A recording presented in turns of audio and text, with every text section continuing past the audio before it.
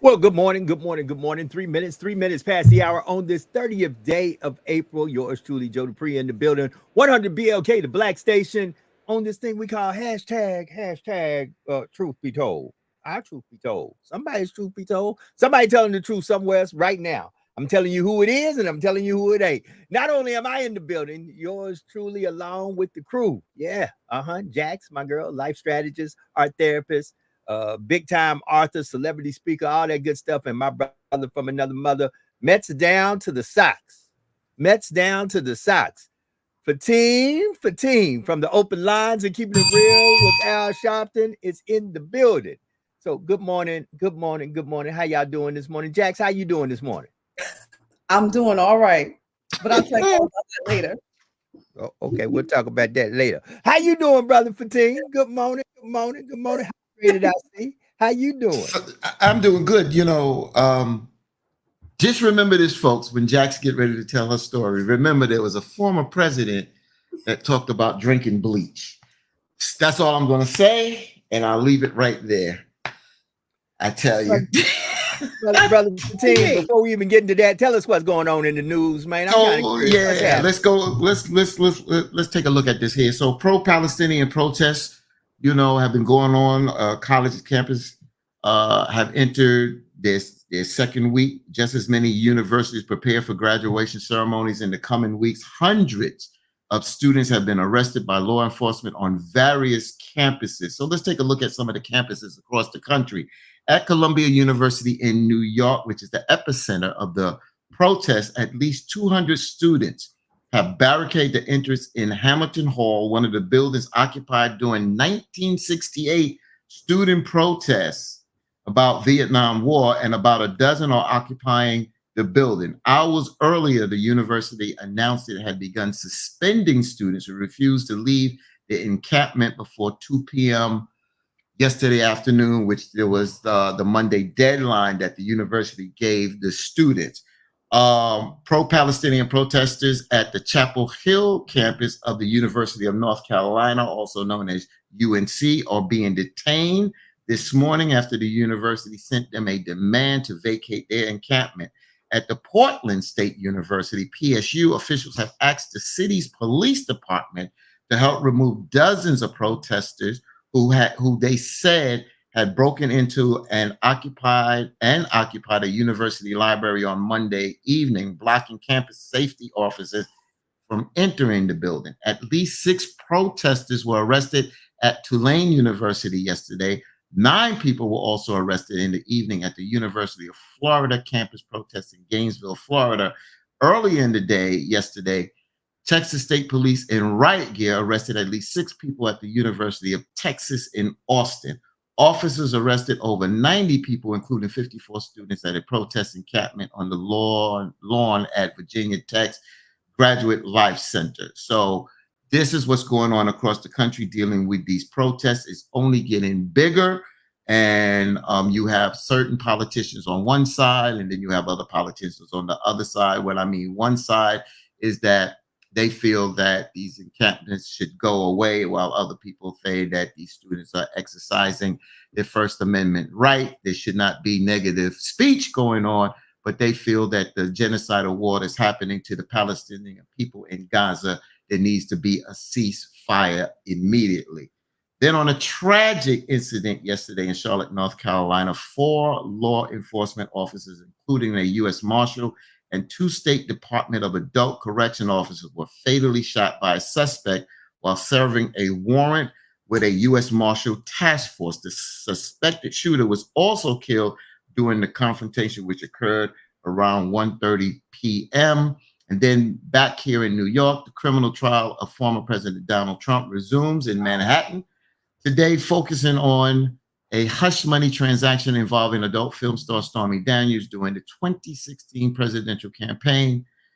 Trump, facing 34 counts of falsifying business records related to the payment, has pleaded not guilty. Gary Farrell, the former executive at First Republican Bank, testifies today about his interaction with Trump's lawyer, Michael Cohen, who set up a bank account under the name of Essential Consultants, LLC, in October 6, 2016. Farrell stated the company was presented as a real estate consulting firm, though prosecutors argue it was a shell company to conceal the payment origins. So those are some of the stories going on. And then real quick, in New York, the New York Knicks, they don't play tonight, but they are up 3-1 in their first round of the playoffs against the Philadelphia 76ers. And I believe they play again, or maybe 5. They play tonight. They may play tonight. I'll double check if they play tonight. Yeah, I think the Knicks do play tonight. So they can close out that series if they win at Madison Square Garden tonight. So that's what's happening across the country. I knew you were going to say something about the Knicks. The Lakers are gone. The Lakers, if you are a Lakers fan, they gone. They Gone. Gone. Gone. Denver said first they were going to sweep them. LeBron said, no, you're not going to sweep me. But nevertheless, they are gone. So Laker fans, y'all can boo-hoo all y'all want to this morning. Your Lakers are somewhere in Cancun fishing. Cancun fishing. Oh, they swimming with the fish. Courtesy of the Nuggets. I'm just saying. And defending world champions. If you are a Pelicans fan, they somewhere on the Pier 2 in New Orleans fishing also after last night. They was some fire uniforms though. Them blackout uniforms were nice, but they on the pier fishing also. I want to talk to you right quick, Fatim, before we go into Jax, because I wanted to ask this question. I see all these protests around the country, and I believe the people have the right to protest. They have the right to peacefully protest. What I am tired of is some of these other antagonists that attach themselves to the protest and turn the protest into what the protest ain't. And I think we need to separate the wheat from the chaff. You know, a lot of folks are saying, man, these protests are horrible, this, that, because we have players in there that have nothing to do with the protests, that turned the protest violent, that turned the protest into what it wasn't. And that's where you have to be careful, because these days folks will attach themselves to your cause and turn your cause into something that it isn't. That's why I come in here every morning and I make it crystal clear. Good morning, good morning, good morning. You know who it is and you know who it ain't, because you got to be careful. Folks will attach themselves to your cause, and all of a sudden they will turn your cause into something that it totally is not. So, Brother Fatim, before we get to Sister Jax, man, my hearts go out to everybody out there who is peacefully protesting. You have the right to do that. Peacefully protest. Express how you feel. For those antagonistic people who have attached themselves to these peaceful protests, I hope you all go to jail for a long time, because what you're doing is wrong and illegal. And I said what I said, Brother Fatim. You said it all. There's nothing else to say. I think, you know, I talked about this Sunday on Open Line, but I was a little harsher, Joe. And, you know, I keep saying that people want to think that, you know, again, we want people to protest peacefully. And I think that you lose your message when you bring in other agitators and violent circumstances. However, when a government or governments continue to not hear the people and continue to impose their will and their genocidal will on a people, sometimes it escalates, Joe, unfortunately. I don't head a civil rights organization. I'm not a politician, and I'm not advocating violence, but I do understand that you continue to do negative, harmful things to people, and you expect people just to protest and just be peaceful and sing songs. I'm sorry. So unfortunately, I hate the message gets watered down, but unfortunately, business will stop. Business will not be done as usual, however it may come about. Just like the rebellion when Rodney King that happened in LA. Unfortunately, I hate to say, but when you continue to trample on people and not just trample on their rights, but kill them, kill innocent people, what more do you want people to do? You want them to stand back and sing songs and kumbaya? I'm sorry. People gonna have to pay. And unfortunately, innocent people, because you know what? The people that are in control are not listening. Yeah. I mean, I always get caught on two sides of the fence with this.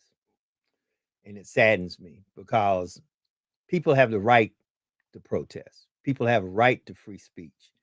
They have a right to give you their opinion about how they feel about the situation without you, throwing them in jail. The sad thing is we have a lot of antagonistic people out there who could care less about Palestine or care less about Israel. All they want is chaos. That's what they want. That is their whole plan. Their whole plan is chaos, and their whole plan is chaos to make stuff look a certain way where, folk can say, well, it is what it is, or it is this, it is that. Look at these terrible people or whatever. And the truth about the matter is it should not be that way. And many a times, because of those type of individuals, we wind up in a situation that is horrible. We wind up with people making opinions which they broad brush everybody. Look at those protesters. No, it is some antagonistic people inside those protests that always stir up mess that could care less about the cause. And I don't care what the cause is. It could be whatever the cause is. Unfortunately, there are people who it's just that way. It's just that way. And it's sad. It's sad to me. It's very sad. It's sad to the point that, I don't get it. I think we need to do better by it.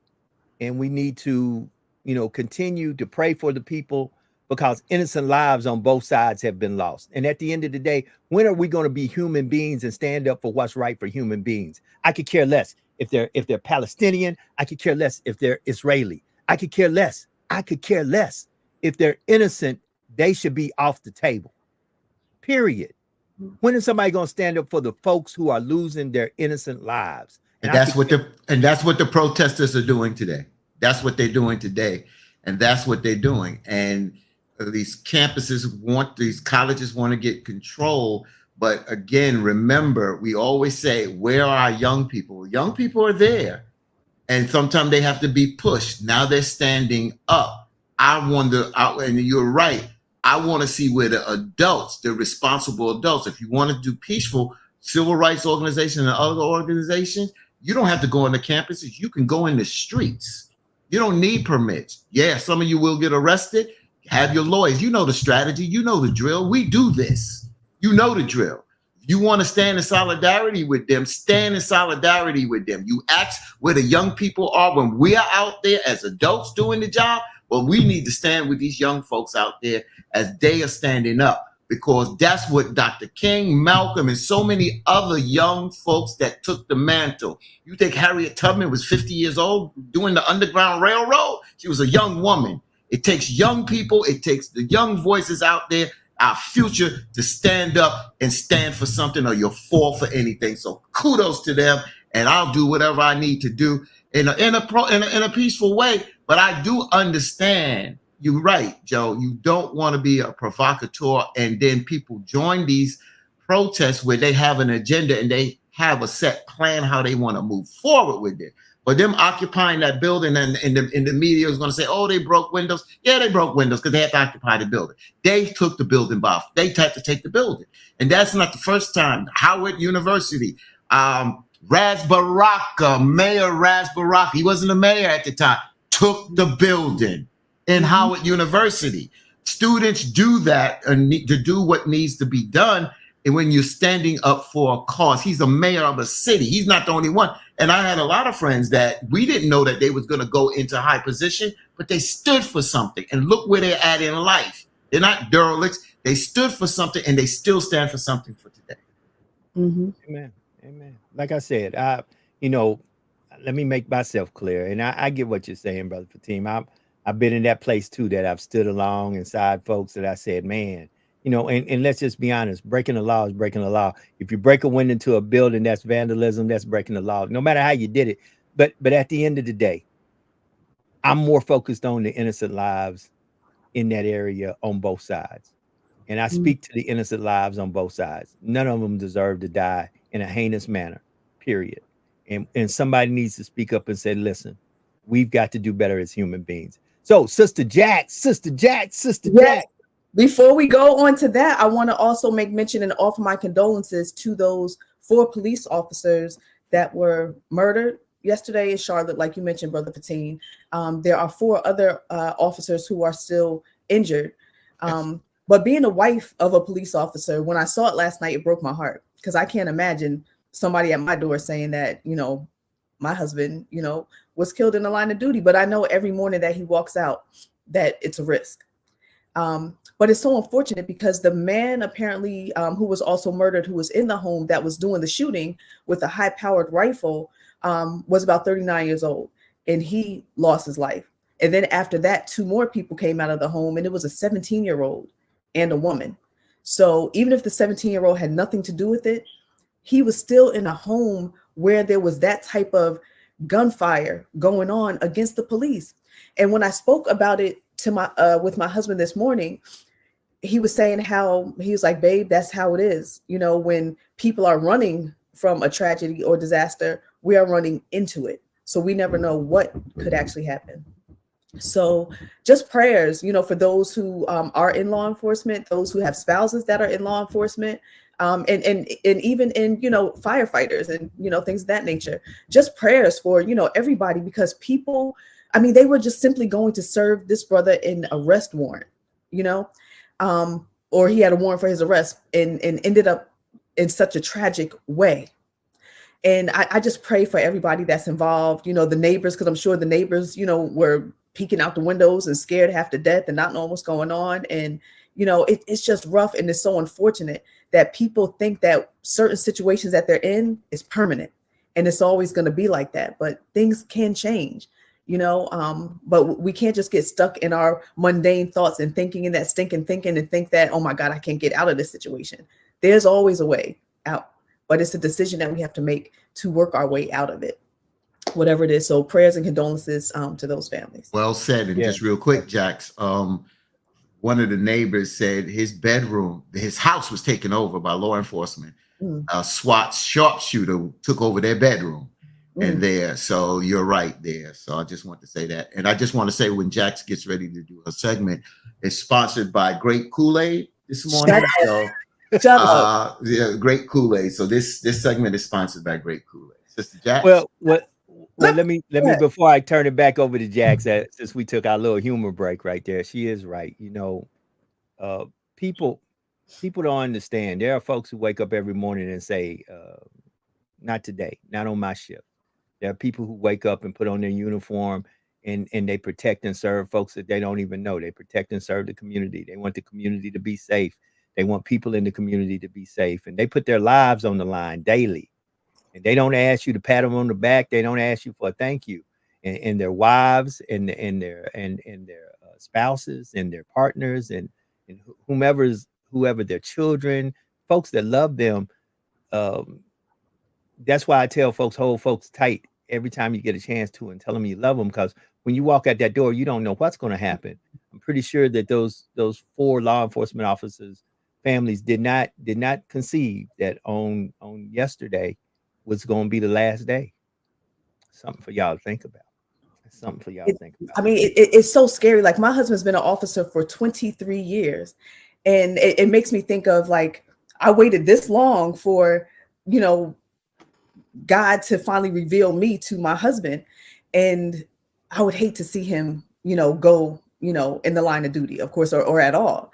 And then it makes me laugh in a way because, he knows that I've always wanted to go skydiving, right? I want to jump out of an airplane and stuff like that. And he's like, babe, I'm sorry, you are not jumping out of an airplane, because he knows not only am I notorious for being clumsy or doing something half-ass backwards. Right? Oh God.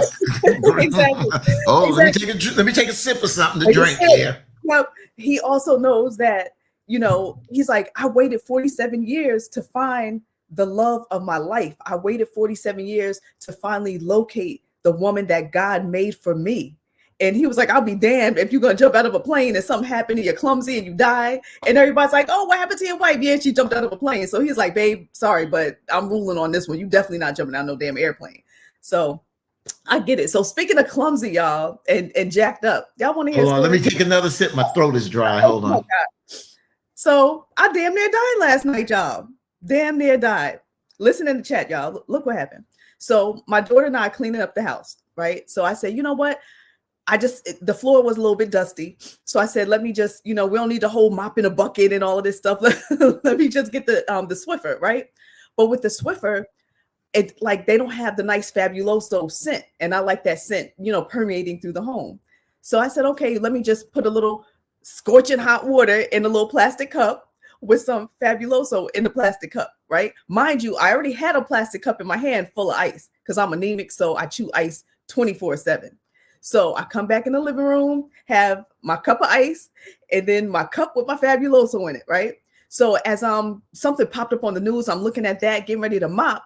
Before you know, I did like this, but it was the wrong damn cup, y'all. It was the wrong cup. It wasn't the cup of ice. And there was like 3 cubes of ice left. So I threw it back hard, trying to get them last little 3 cubes of ice. But as soon as I did like this, that cup of Fabuloso and scorching hot water went all up my nose, down my throat. And I immediately did what Fatina's doing, started coughing. I like spit it out everywhere. I'm coughing, I'm choking. It's burning. You know what I'm saying? It's up my nasal passages. I was like, oh my God. And so I'm in the bathroom, washing my face out, washing my mouth out, because it's everywhere, y'all. It is everywhere. So then Olivia, she comes in and she's cracking up laughing because she knows I'm always doing something half-ass retarded or messed up. So she's laughing, but then she realizes like, oh shoot, my mom is jacked up right now. So I ran upstairs. I said, let me hurry up and hop in the shower. And so I, got ready to hop in the shower. I called my husband. He was on his way home. I was like, babe, if I die in the shower, just know I love you. I just drank Fabuloso. He's like, what? You just drank Fabuloso.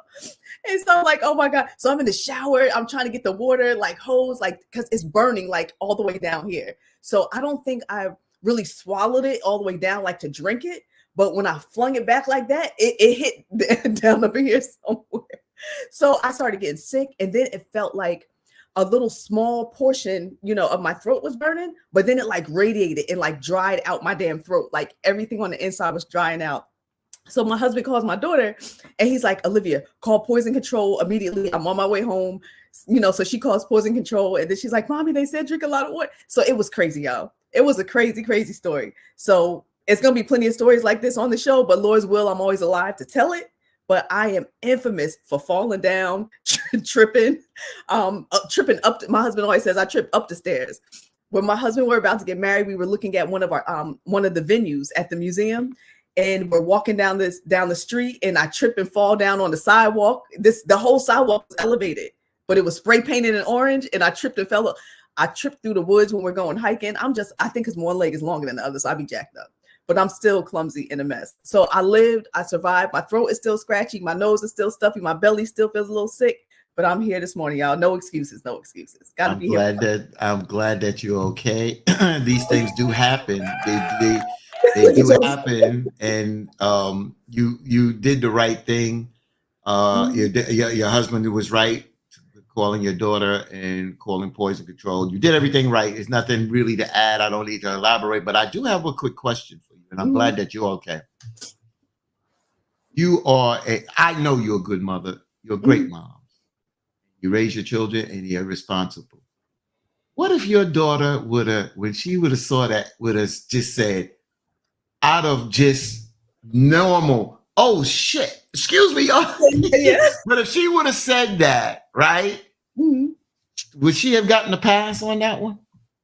She would have got a pass. She would have got a I know pass. she would have. You better say she would have got. You know what? Some of the older folks say, no, they better not say no. But you know, when things are in the heat of the moment, we panic for our loved ones. I just asked that has nothing to do with the conversation because you said she said, "Oh shoot." I don't think she said it in her mind, "Oh shoot." Maybe it came out her mouth, "Oh shoot." But my daughter would have said that, and I knew my daughter, if she would have said it, I would have said it right with her. Oh shit, you know, because it's a normal thing. And even though we raise our kids properly and the respect, that's an emergency. And when an emergency happens, sometimes these things go out the window when it comes down. So I just wanted to ask that question, but that's why I said first. Let me just say, because I don't want to joke with it. You know, well, I am going to joke with it now because you're okay. What the hell in the Donald Trump Clorox era are you thinking? What the hell? I know, and I swigged it back hard. I swigged it hard, and it's funny because then my husband, you know, once he got home and settled, he took the bottle of Fabuloso and said, "Let me call the direct number on the bottle to find out what else." Then he's online doing research, like, what should I take it to the hospital? Like, what should I do? And then he read something, or I think we were watching a video or reading it, whatever. But it said, don't even put Fabuloso like in your toilet bowl, or it was saying because it can make the pipes corrode. So even this morning when he called, he's like, "Babe, you really need to flush out your system." He was like, "I'll call for a colonic today," like whatever has to get done, because if it can rust and corrode the pipes of a toilet, you know what I'm saying? Like, what is it potentially doing to your throat and the rest of your body? You know what I'm saying? So I'm like, oh my God. So I still feel so sick. But yeah, I'm a mess. But God is good. At least right now. Can you hold food down? You know, I haven't tried to eat anything yet. Because you're trying to flush your system, but you gotta coat it too. You gotta coat it because once you coat it, then it goes down. You know what I'm saying? But follow that. If you have any questions, Poison Control, you know, is the right place to know. Jax? You know, Jax?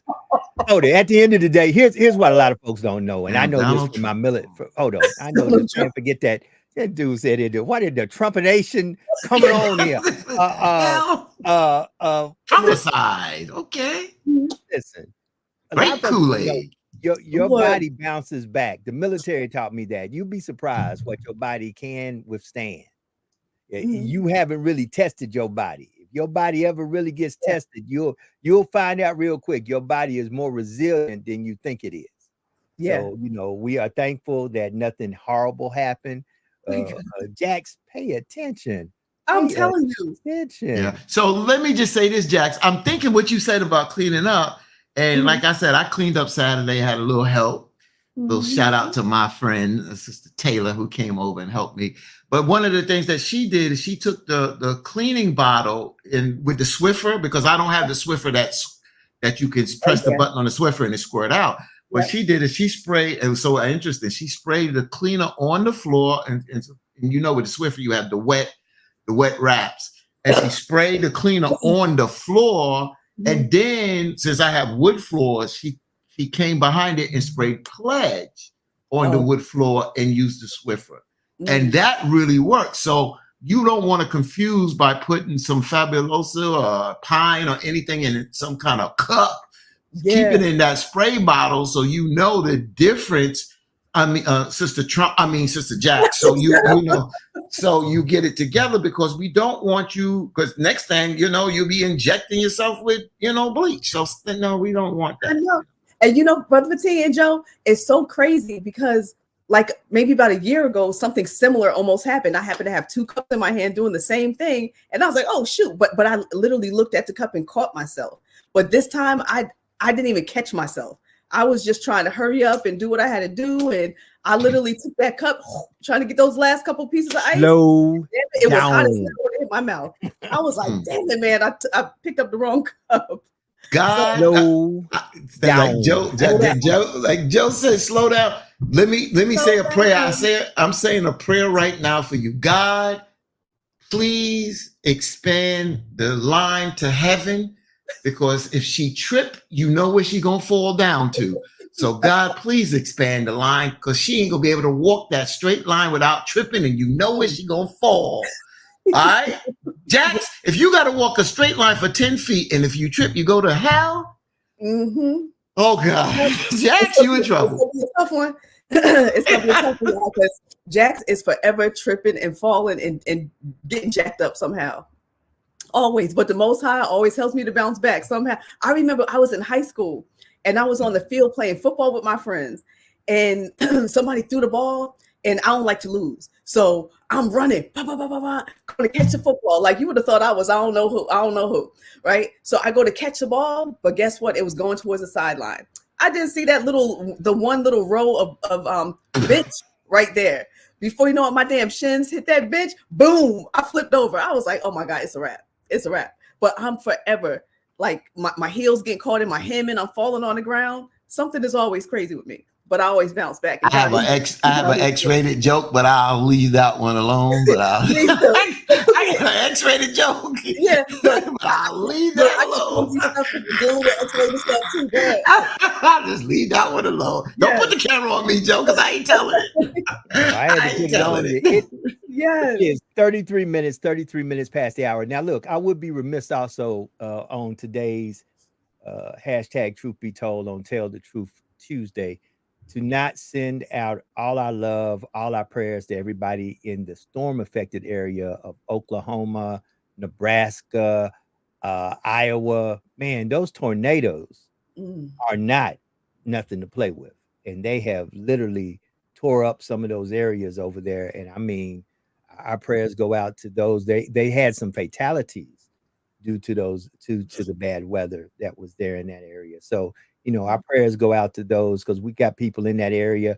We've got some people on right now from Des Moines, Iowa. I see them on the feed. So, you know, our prayers go out to everybody in the storm affected area.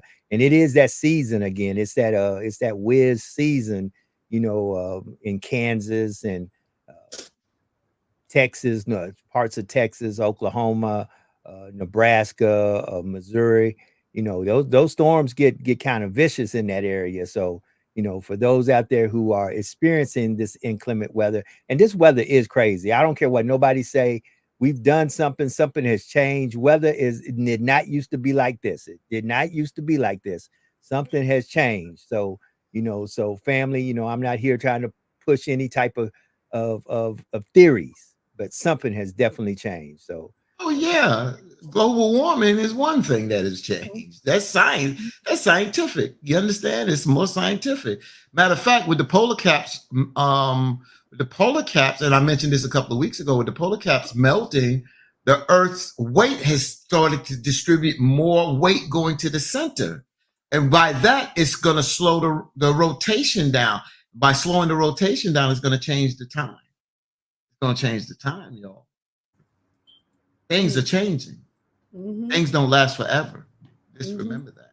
Things don't last forever. And that's why I keep saying that sometimes we as people, we put ourselves, I think sometimes we make ourselves more important than maybe what we are. Just like that, I look over there, I have a plant. And there's leaves that die. The seasons come, certain things die, and then they regrow. Just like we die and we pass on our seed to have children and we die, you know, and we talk about heaven and hell, you know, and like Sister Jack said, I don't know, but I'd rather be on the right side of it, but we just don't know. Sometimes we elevate. Maybe we won't be in milk and honey and all that kind of stuff. It may be that once we close our eyes, that's it. It may be that. It may just be that. And I'm not saying, you know, I'm not here to preach. All I'm just saying is that I think that sometimes we elevate ourselves to make ourselves bigger than what we may really be in just a small dot. Just like the earth is just a small dot in this whole thing called whatever it is. Universe. So speaking of which, this might be a good place for me to caveat this. 36 minutes past the hour. One thing I'm watching on Netflix right now is the Three Body Problem. There are some good shows out there. There are some good shows. And I'm watching Three Body Problem on Netflix. And it kind of speaks to what you kind of just said there, Brother Fatim. If we're not alone and you know how big this place might be, and you never know what might be happening and who might be trying to come see us or who might not be trying to come see us. You know, at the end of the day, let me tell you something. I'm telling y'all right now, there's a lot of stuff going on that we probably don't know nothing about, that some government is doing right now, talking to somebody somewhere that if we did know, we'd be like, oh my God. I'm just saying. And it's not just us. You got Russia, China, all these folks. Everybody's racing to be the first one to finally speak to, the mother folk. And I'm just wondering what happened if the mother folks show up. That's right. You know what? It's funny. Olivia and I were talking about that the other day driving in the car. The cloud, just yesterday, actually, the cloud was such a magnificent cloud. I don't know if it was a cumulus cloud. I don't know what kind of cloud it was, but it was spectacular. It was so thick and white and fluffy and just beautiful. And I said, Liv, what if right in this moment, Black men or Black angels descended from those clouds? And they're all armored up and beautiful and celestial. Like, what if in that moment that really happened? What if in that moment we heard that loud roaring voice coming from the heavens and the earth shook and, people are raised up? Like the Bible says that the sea will give up the dead, like it's just so powerful that we don't truly know, right? We don't truly know. But when you believe and when you think about the possibilities thereof, it's spectacular. And life is just so amazing. Even when you think about the concept and the construct of sex, right? That a man could take his thing and a woman has her little eggs in there that she's had from the time she was born. And the man put, inserts, and a whole life is created from that action. It's just phenomenal within itself. So we never know. We never know. But it's a beautiful thing. So yes, the world indeed has changed. I'm gonna have to check out that series, Joe, because I haven't heard of it yet. That spark of life of what you just said, that spark of life. And Joe mentioned this. I'm gonna come back to that spark of life because we asked where that God in us, that spark of life, what you said. I love the way she said the man thing. The man penis going in the woman's vagina. That's what it is. Let's be real. Yeah. I don't play with this. This is real. Okay. This is how they learn in sex class. But that spark of life. But Joe said something last week that I just let go, and it was nothing to debate about. But he was just talking about ancient times, and we keep thinking in our warped mind, that when we look back at life, we think things were so ancient and old that now that we're in a technological world, more technological than before, that we're more advanced now. And I'm going to go on the line and say it. It mentions it in the Bible. And I thank you, Jax, for sending. You just made me go into my studies a little bit more last night. I started searching. I don't have my books and resources here in South Carolina. I got more in New York. But when you was talking about the King James and all that, I'm going back into my studies because I know I study some of this stuff. But it talks about the giants on the earth. And we keep thinking that in this big universe that we couldn't have been visited years ago. Because when Joe talked about the pyramids, if you know anything about the construction of the pyramids, I hate to say it like this, but man did not have the type of equipment to do and to cut those blocks like laser perfection. They did not have that kind of equipment. You can fool yourself. I ain't playing games with this. There was something else on this planet. It talks about it in the Bible. That's why I said translation is important, because we lose the translation. Do you all understand that there have been found skeleton bones of giant human beings, not dinosaurs? So when they talk about giants that walk this earth and these angelic beings that they talk about, people don't want to call that science fiction. But if you look back at some of the things that were done and built, we can't even build it today. We right now with the technology, we cannot really build the pyramids like they were built like then. So stop fooling yourself to think that we as being on this planet and being born on this planet may be the only things that inhabit this planet. No, something else could have came from somewhere outside of this galaxy that inhabited this planet and helped construct and teach certain things that was passed on and left for us here. You're right. So, You're right. so, And you know what? so with A lot of people, we briefly spoke on it yesterday, and Brother Fatin just mentioned just now about the whole King James situation. And I still won't get into it, much now. But a lot of people have run with that rumor, just like with a lot of people are finally waking up, realizing that Jesus historically was a black man, right? And yes, it does matter what color, because the Bible even explains why it matters, the color, if you really read it, right? So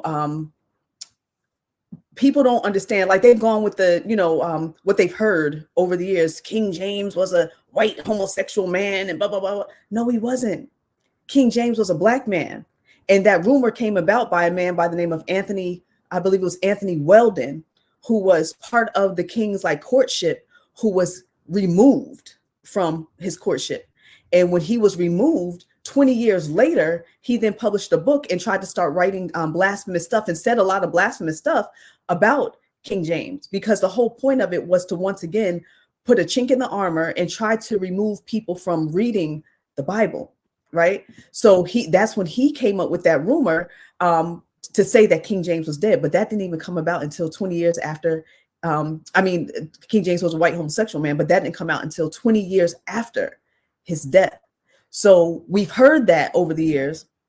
We've taken that and we've run with that, not really realizing, but guess what? That was a rumor, just like it became a rumor that Jesus was a white man with long stringy hair, right? So here is a picture actually of King James, the black man, right?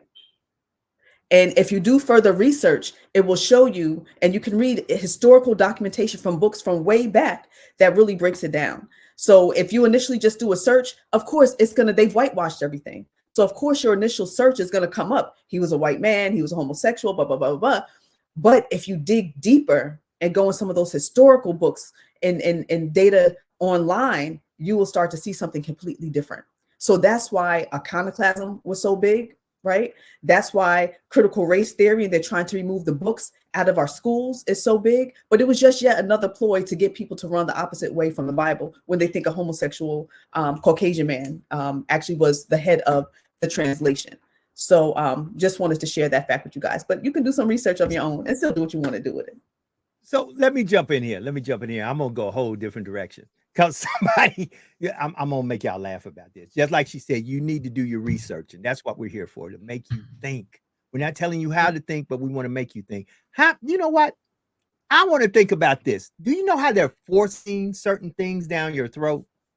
Mm-hmm. I was on Facebook and I asked myself this question. Did I ask Meta to give me an AI to start asking me questions? And I see other folks started asking that same question too. And I started saying, wait a minute, can I turn this AI, this Meta AI off? And come to find out, you really can't. You really can't. You can pause them. You can kind of put them in the background and make them chill, but Meta AI ain't going nowhere. So once again, here comes the question. How much of this stuff are they guinea pigging us with? Are they, let's test these folks out. How easy is it, for a corporation or a government to say, let's just put these nanites in your Coca-Cola. Everybody drinks Coke. Let's put these nanites to see, do these nanites detect cancer or do this? How easy is it for folks to manipulate us? Because when you think about it, propaganda these days is real simple. Propaganda is simple. All you got to do is say something and folk run with it. Folk literally run with it. So, but back to Facebook. Does anybody out there know how to not pause it? Does anybody know how to get rid of Meta AI? But Joe, what, real quick, to go back to what you were saying also, I was in the grocery store yesterday, right? So I was standing in the aisle looking at the soup with this, next to this white lady, right? So I'll talk to anybody. So we, laugh and joke and talk about whatever. So I was like, what soup do you suggest? Because she was getting some broth. And she said, oh, well, both of my boys are sick. So I'm just going to make some homemade soup. So me, I'm very inquisitive. So I'm always open to new ideas and suggestions. So I'm like, oh, so how do you make your soup? So she broke it down. And I said, yeah, I saw something recently about Campbell's soup, how it is so bad for you. There's so many things in it that are not good for you. And it's ironic because I went to elementary school with a young man whose grandfather owned Campbell's soup, actually, right? So, we're talking about that. She was like, you know what? I'm going to be honest. She said, nothing in this grocery store is good for you. She said, everything in America is basically no good. She said, that's why, she said, at my house, she said, we grow our own berries. She said, I have a couple little containers that I just bought with berries, but typically we grow our own berries. She said, I'm part of a local farmer's market where I go and get all of, my fruits and vegetables and everything like that from the farmer's market. She said, they also have farmer's markets now where you could even get chickens sometimes. So you're getting the freshest meat. But she said everything that America feeds us is going to kill us. So it's best to grow your own. And I'm like, absolutely right, my sister. America is out to do us in, and they're doing their own people, to get everybody for a profit. So we really have to be cognizant and aware. So what were you saying in the chat, Brother Fatim?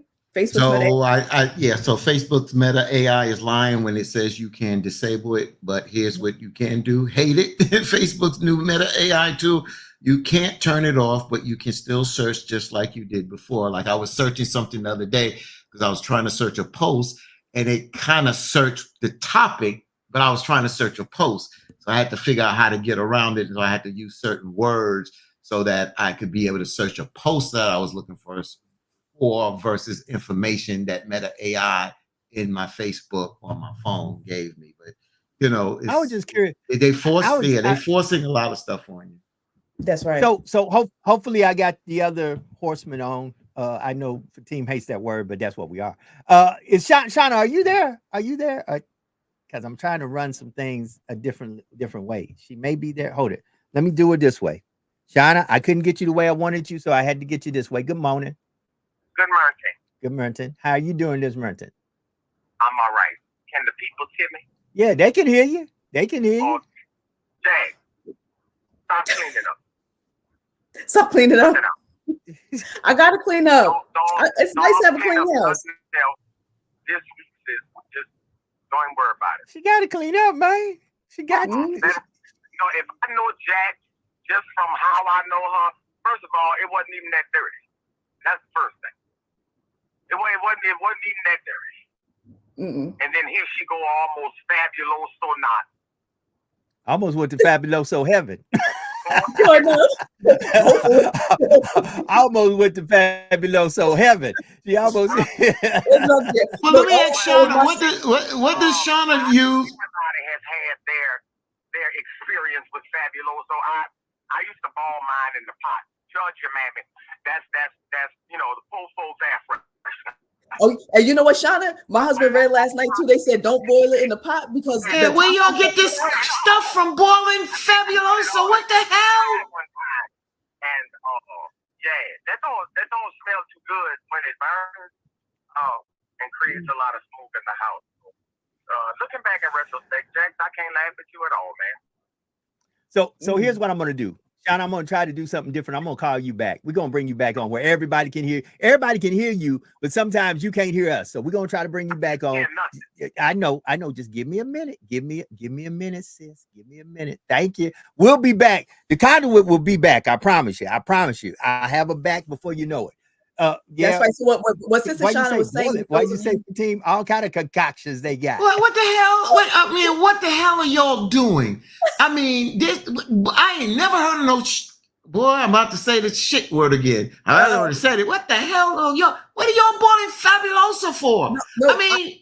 The clean. I mean, I can understand the scent the house, but don't we got aromatherapy? Go to Bath and Body Works. Go to aromatherapy. Support a black business out there that sell these things that you can light a cone and scent your house. Do it the right way. Why are we taking stuff that look like great Kool-Aid or look like something we drink and confuse it with that. You understand what I'm saying? Why are we doing this? No, absolutely. It's funny because we did see. I've never used Fabuloso to scent the house like that, but I've heard of it before. And when my husband was doing the research last night, it was saying don't do that because the toxins that are released, Yes, you know, when you heat it up, you know, are really bad for you. But there were so many different, you know, methods that people were using with Fabuloso that we hadn't even thought of. Like apparently people are trying to put Fabuloso in those plug-in air fresheners and like just all this other stuff. And I'm like, what in the hell? And here I am with I thought I was gonna have a hole in my throat. I thought I was gonna have to be here like, hello, Fatine. How are you today? Like, it was, stop it! Stop! Oh Lord.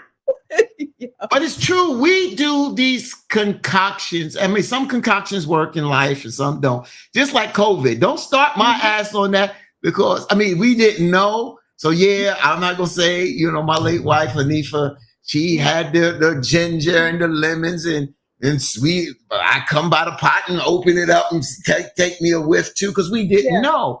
But when I started seeing people going on Facebook and telling me things that I knew was the wrong, that you can't kill a certain thing by doing certain things, I was like, we will do anything. We listen to anything. That don't mean some rituals and things don't do work. But Jax, you said it when your husband talked about it. They say don't boil that Fabuloso because what happens is when you're dealing with chemicals, just like when you was in chemistry class, if some of y'all had chemistry, maybe because I'm older, when certain things, ingredients heat up to a certain temperature, now they release toxins in the air. Some things you can't even smell. Why do you think you have carbon monoxide or dioxide, whatever, monoxide alarms? Because it's tasteless, odorless, that we do things and then, oh, my grandmother did this and my mother did this and this, that, and the other. And then you didn't realize that, but Uncle Bubba died in the back room because you didn't boil something or you didn't open the damn window. Lung cancer. You understand? So that's what I'm saying. We got to get smarter than this stuff. Right. Uncle Why Bubba. does Uncle Bubba have lung cancer, bone cancer, all these other Shana, why Uncle Bubba got all these ailments? He trying to come for me and let me kiss you on your forehead before I read you your rights. Don't have me come for you now, because I wonder what you'd use to clean up them chicken coop you got there with them. What you? I know you ain't boiling nothing. Dad used to boil that. You remember that concentrated Lysol? Oh no, that's crazy. We grew up in Opelousas, Louisiana. Back in that time, my father and mother both were school teachers, had 5 children. Baby, I didn't know it then, but I know now. That's why you sound like that. Shut up. I can't buy no goddamn. That's why you sound like that now. Yeah, that's right.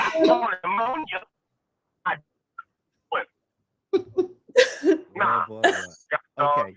Got me started this morning. Shana, we're not gonna get you started. Just like they put ammonia. Now they put ammonia in their clothes. My late wife put ammonia in the laundry and put ammonia. I said, why you put ammonia? Oh, it cuts this. I said, well, that's where I put a little pine in the wash or whatever to do that. But I wasn't putting ammonia. I mean, you know what I'm saying? Some people put put bleach and color clothes. Oh, I gotta get this clean. Hold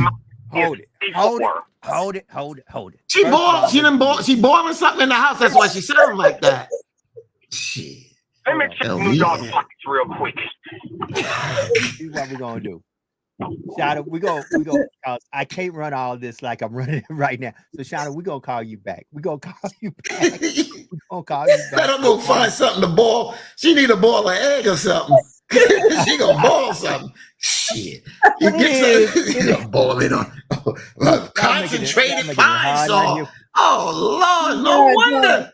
And that's what we're gonna learn our gender ways from. Our parents, our grandparents, they thought they were doing the right thing, but they just passed down the dysfunction and wrongness to us. You know what I'm saying? Like I know even People don't realize, even when you barbecue food or grill food, right?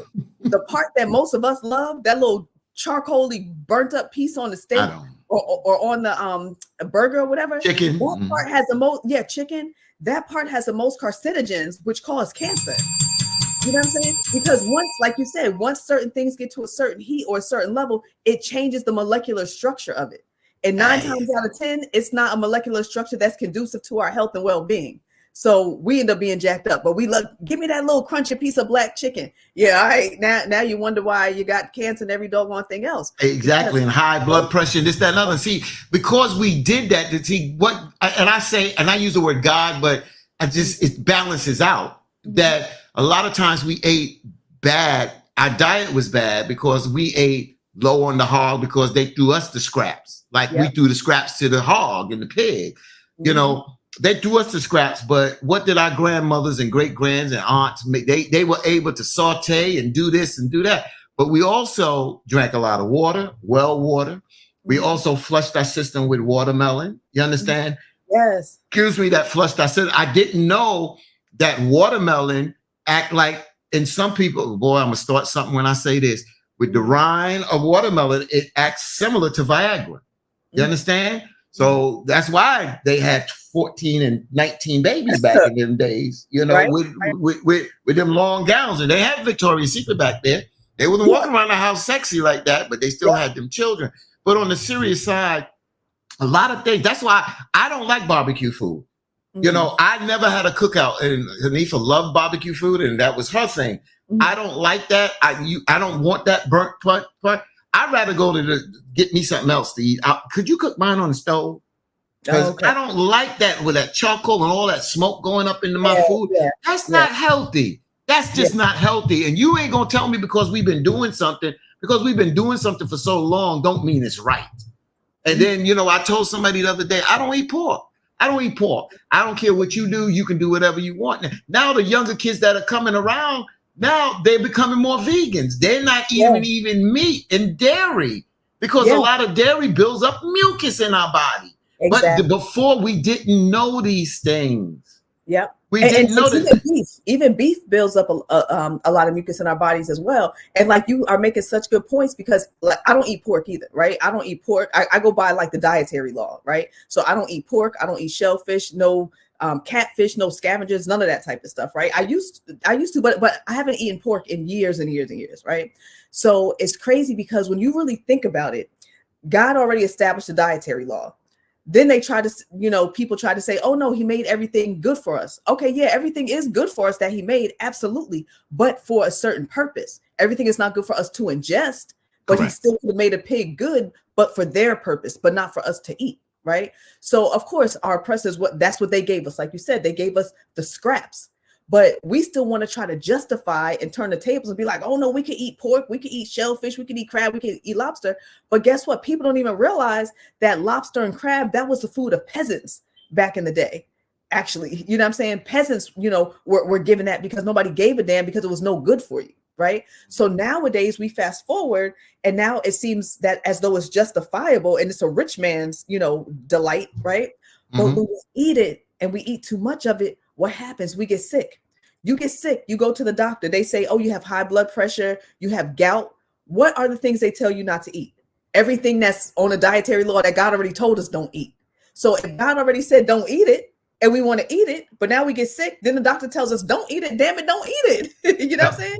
Don't eat it. And Jax, let me just tell you this. And when I say this, I don't care if I turn your stomach. I love shrimp. I love shrimp. Then one day Hanifa said, do you know what a shrimp look like? Oh, I said, no. When I looked at it, she said, don't you know that a shrimp is like a roach on the ocean ground? Yeah. I said, ain't this a bit? We eating roaches. We eating roaches. That's what we're eating. And I'm like, we'll eat any damn thing. My father-in-law, you know, and he's still living, and I love the brother, I love the man. I mean, you know, father of Hanifa and everything. But I mean, anything that move he'll cook. Gopher, squirrel. You add fatigue. You want some of this squirrel with some gravy? No, Bo. That's how they say it down here in the South. No, Bo. I'm not doing that. No, I know Shauna Porter. I know she's chomping at the bit because I know what they do in Louisiana. I know. Oh, yeah. If you catch it, you kill it, you cook it. Yeah. And I ain't with that no more.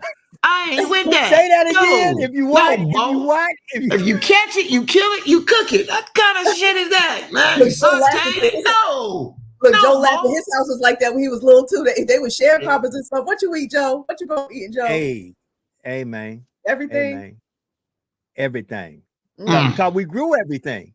Yeah. We ate everything because we grew everything. I mean, we literally about 100 yards from our house, we had a pond that had fish, turtles, you name it.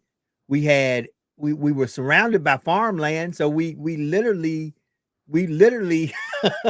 grew everything we ate. And we had our own personal garden that was an acre garden that had peas, squash, eggplants, peppers. I mean, you name it.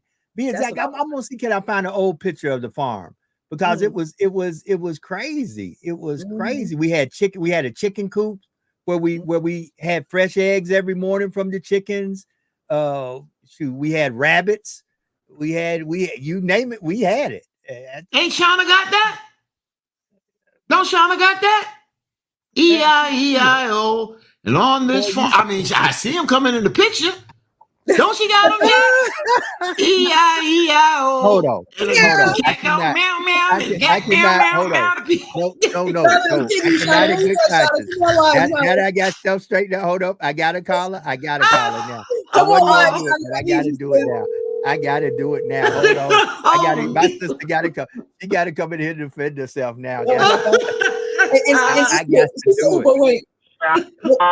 Shauna, couldn't type do you fast hear this? enough. I couldn't type fast enough. Let me tell your city slick self something. Now that's country. Not miss. Just say like they Muddy Water said, you ain't better than nobody. Never said that. Absolutely. Just ain't eating pigeon stew. I just ain't eating pigeon stew.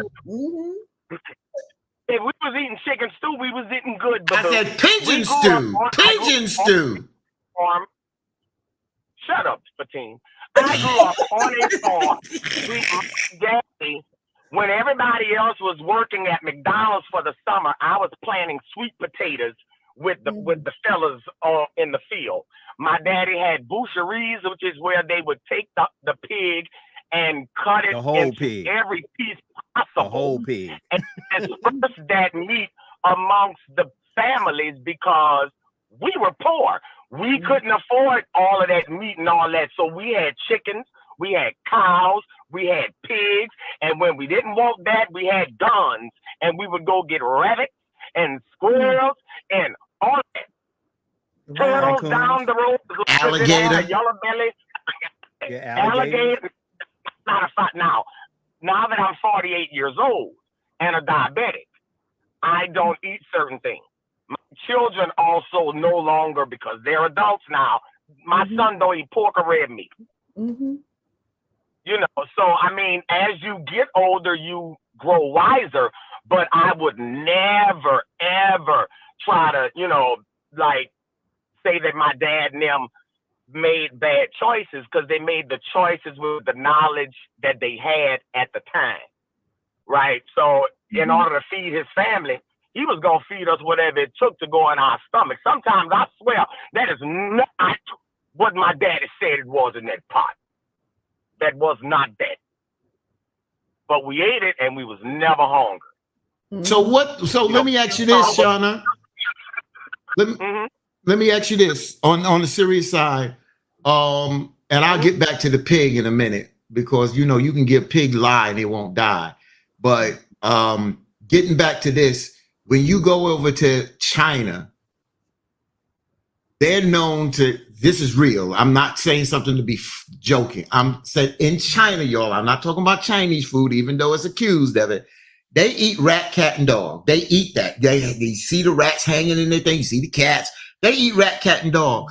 So why is it different here? We eat any animal, Why is it we don't eat rat, cat, and dog? We cook every damn else thing that damn move. Is it because we domesticize it, that we have a sympathy for it? See, that's what I'm saying. Where do we draw the line on eating any type of animal out here? Because if you're eating a cow and a chicken and a possum, then why is a dog and a cat and a rat off limits?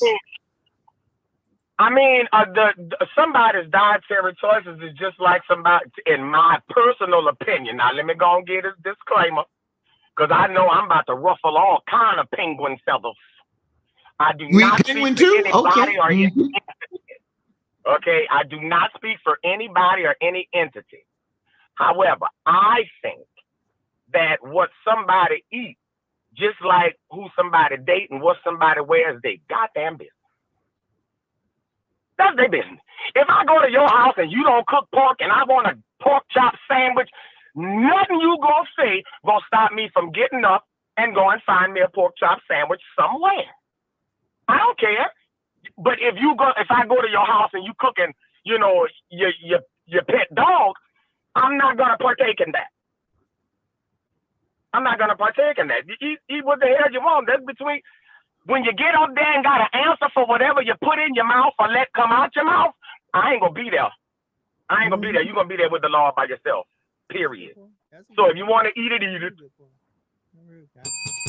I'm gonna ring the bell on that one. That's a good point. That's on you. Well, that's on you, baby. Yeah. See, the problem is.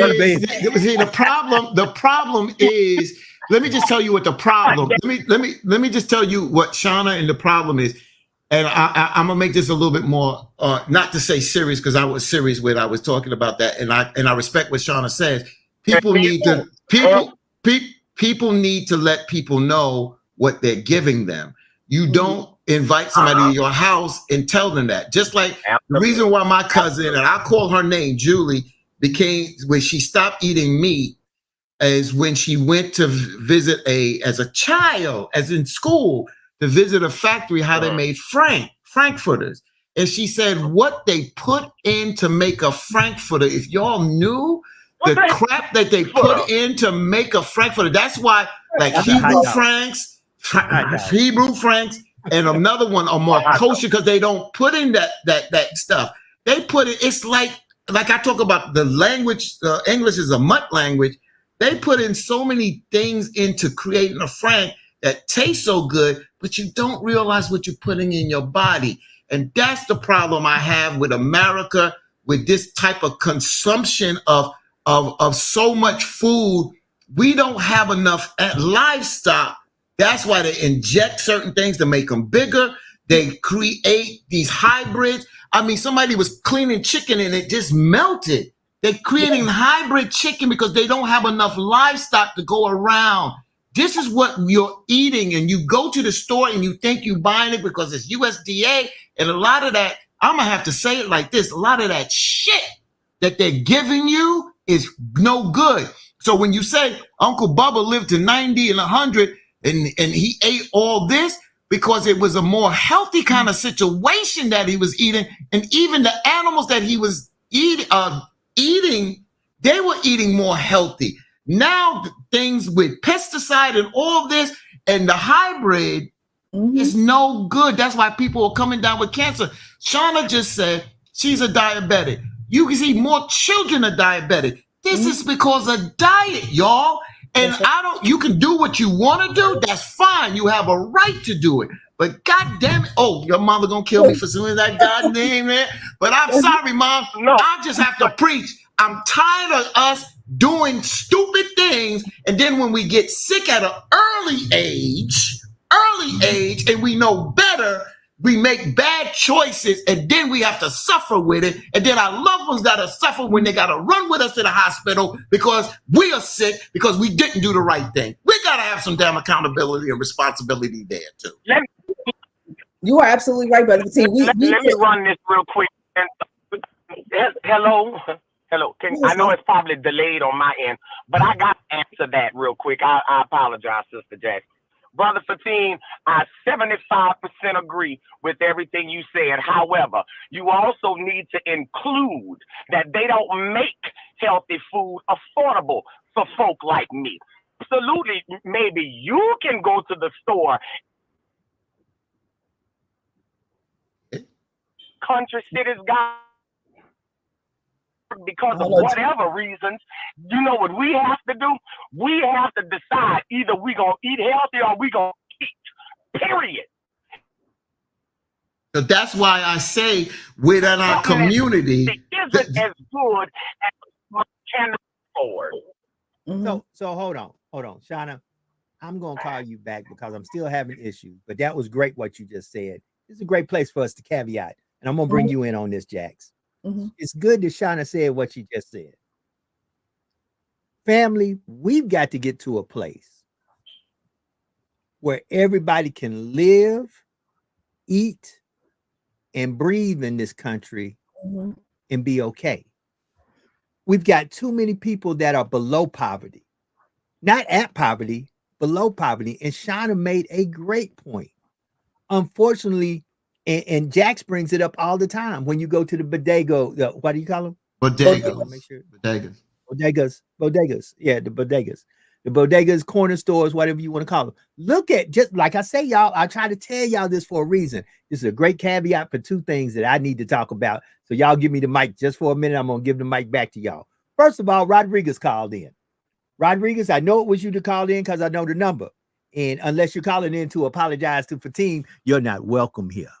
Okay, now back to what I said. What I said, you're not welcome here. Now, okay, so now here comes to what Shauna was talking about, and Shauna and Fatim said something, and I'm gonna mix it together. Fatim said, "I got to name somebody out." My cousin, he named the cousin by name. Shauna named out a situation where many times in many rural parts of America and many places in America where it is an impoverished area of America, which a lot of the impoverished areas happen to be black and brown places, but they're not the only impoverished areas. There's just no resources there for people to have a healthy lifestyle, healthy living, good wages, and a living wage and good things just to have a healthy lifestyle. And we got to start calling that out. I laugh because somebody reached out for me. This must be Rodriguez calling. I'm gonna have to answer Rodriguez. Hey, go ahead, Joe. Rodriguez, I'm gonna be with him in a minute. Rodriguez, I'm gonna call you back. Here's the deal. We've got to start calling out right's right, wrong's wrong, balls and strikes. Just like Brother Fatim said with the protests going on right now. Most of those protests are innocent people who are exercising their constitutional rights. A lot of those folks are just, and the folks that they always show you on TV, because TV and media loves showing you all the bad stuff. Believe it or not, there's more peaceful protests than there are people getting arrested. They're just not showing you that. News media, normal. Hold on, Joe, Jax, you okay? Jax, yeah. What you just drank? What you drank? Some water. All right, Joe. Just checking, Joe. Okay. I gotta check. Okay. Go ahead, Joe. Okay. So, with that being said, family, we got to do better about good food in rural areas, living wages. And when that's not happening, we got to call people out and say, hey, why is this not happening? And sometimes we may have to call out names. That's all I'm saying. I'm going to jump off and try to see what Rodriguez, he might be calling in to apologize. I'm turning I don't over care. to Fatim. I don't care. He can go home. Yeah. So Jax, on the serious side, I was just getting ready to get up and get a pack of ramen noodles to see what we're putting in our body with the sodium, what this stuff is made of. I just saw, if I go up there and pull down the Captain Crunch box, which is really full because it has sugar in it, I don't really eat that. But if I pull the Captain Crunch box down, if I pull the Raisin Bran, because the bran is good for you in the raisins, if I pull that down and you look at the ingredients here in America, and then you look at the ingredients overseas, you'll see that America has more preservatives in it than over there. They use more healthy stuff. I just saw something advertised the other day, and I can't remember what it was, but Head and Shoulders shampoo. Mhm. Head and Shoulders shampoo with more taking out of all those preservatives and more healthy ingredients. This is the toxins that we put on our body and in our body. So what Joe just said and what Sister Shauna said, I'm going to address this. I understand what you said about the poverty line, but it's still a mentality. When you go into a poverty community area in the bodegas or stores, and you got potato chips and you got all this guck up there, it's a mindset. Because if the community is poverty, is in poverty, don't think we didn't have shoes to go to school, but when we went in that one store that represented our community, they still had apples. They still had oranges. So it's a mindset, Joe. So I don't want to hear the bullshit about, I don't want to hear the bullshit. Let me finish my point.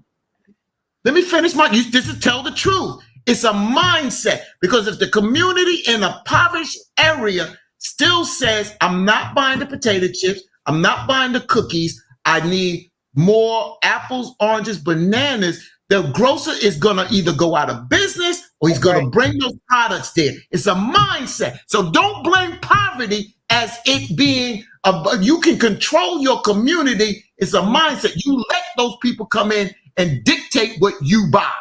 That's right. Okay, so let me agree to disagree. And I got Rodriguez on. He's about to apologize. So before I do all that, let me agree to disagree with you, Brother Fatim. What we're not putting into this equation is a part of detail the truth.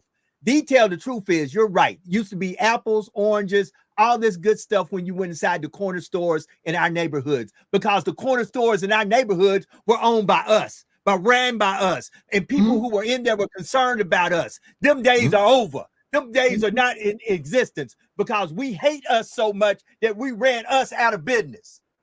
So hold up. I'm not going to call it that is not poverty, because it is poverty. Because the truth about the matter is, when we were in control of our communities, yes, you had good products in our communities, good bodegas in our communities, because they were ran by us, by people who were concerned about us. Now they're ran by people who don't give a damn about us. So yes, I'm going to call it what it is. And the reason they're in our communities running it is because they can get loans to start businesses in our communities, and we can't, period.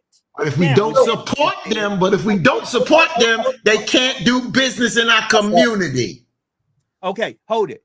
And unfortunately, we ain't at that mindset, and we need to fix that too. That's Let's right. go to the phone lines. Yeah, but let Jax get, hold on. Let Jax get her say, and then Rodriguez. Go ahead, Jax. Yeah, so that goes along. I agree with what both you guys are saying. And when you think about it, it's food deserts, right? So if we end up not patronizing those stores, like you said, they're going to go out of business, or they're going to change up what they're selling us. And then many times when those stores do try to put in healthier foods, the bananas are old as hell. You buy the fruit, by the next day it's damn near rotten. So we really have to prioritize what we need to prioritize, right? So we might say, oh, well, it's nothing in our community. You got to go to another community just to get fresh fruits and vegetables. Even living sometimes in the city of Newark, we have a Whole Foods here and some other healthy spots, but sometimes I'll still go to other towns to make sure my fruits and vegetables and food is in a little bit better shape sometimes, right? But what we have to realize is, I see parents that say, I don't have a car, I take the bus, I can't do this and do that. But if they want to take their kid to a birthday party or take their kid to something else, they'll take them to another town to get it. So take them to another town to get the better fruits and vegetables. And like you said, it's all about the mindset shift. And also, when we think about, we got to really think about this oppression that goes on, right? So when I'm sorry, Rodriguez, just hold 1 second. So when we think about watermelon, for instance, watermelon has damn near been demonized for so many years. They say, oh, Black folks, you just want to eat watermelon. They would always have the jet black little figurines with the big smile. Best watermelon. Best fruit for you. The best fruit for you. Watermelon is the best, especially. Yeah, bottom line, you got to get the watermelon with the seeds in it, though, because guess what they're doing nowadays? They're taking seeds out of everything.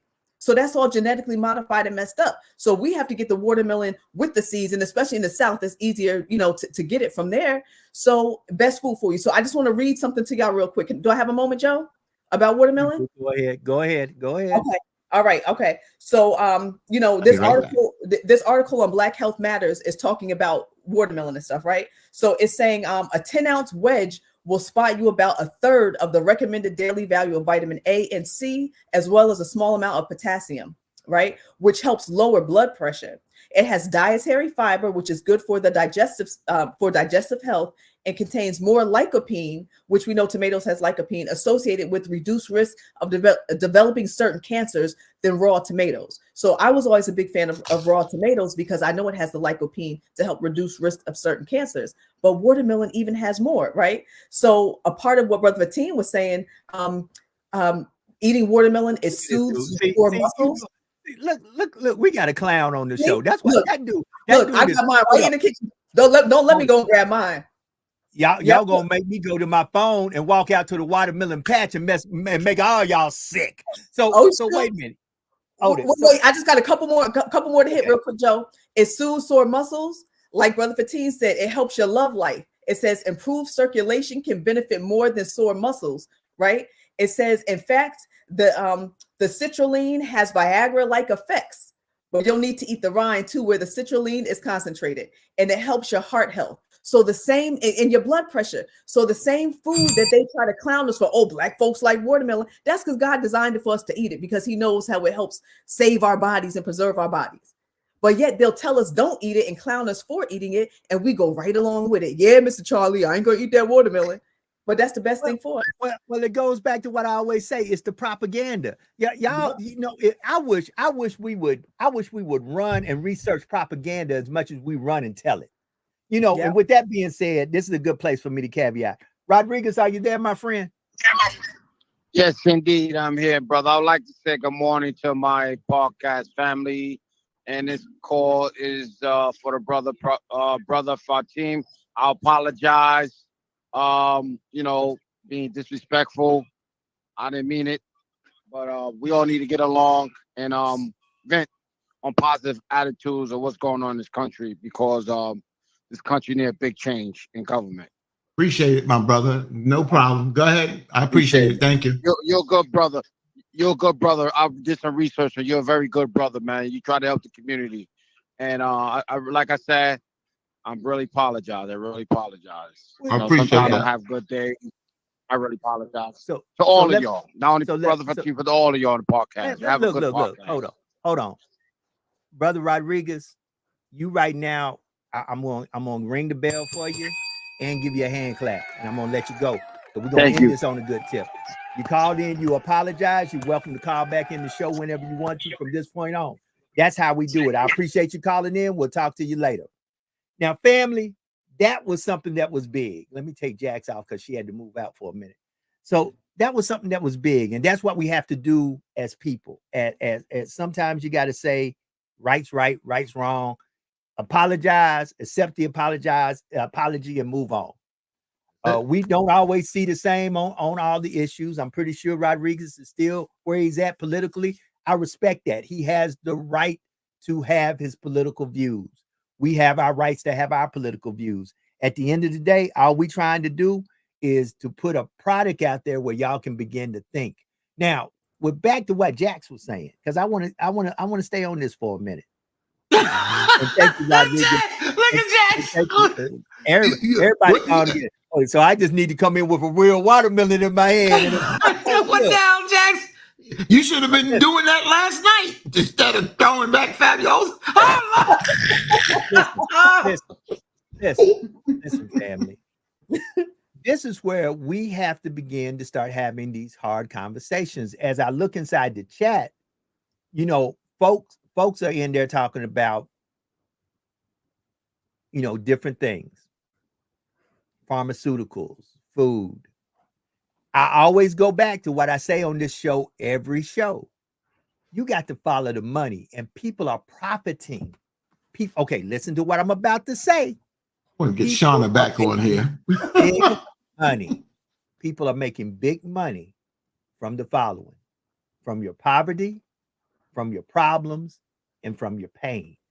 And until we get to the point that we police, let me put another P in there, that we police each other, and get other folks out of our communities and out of our business, this will continue to happen.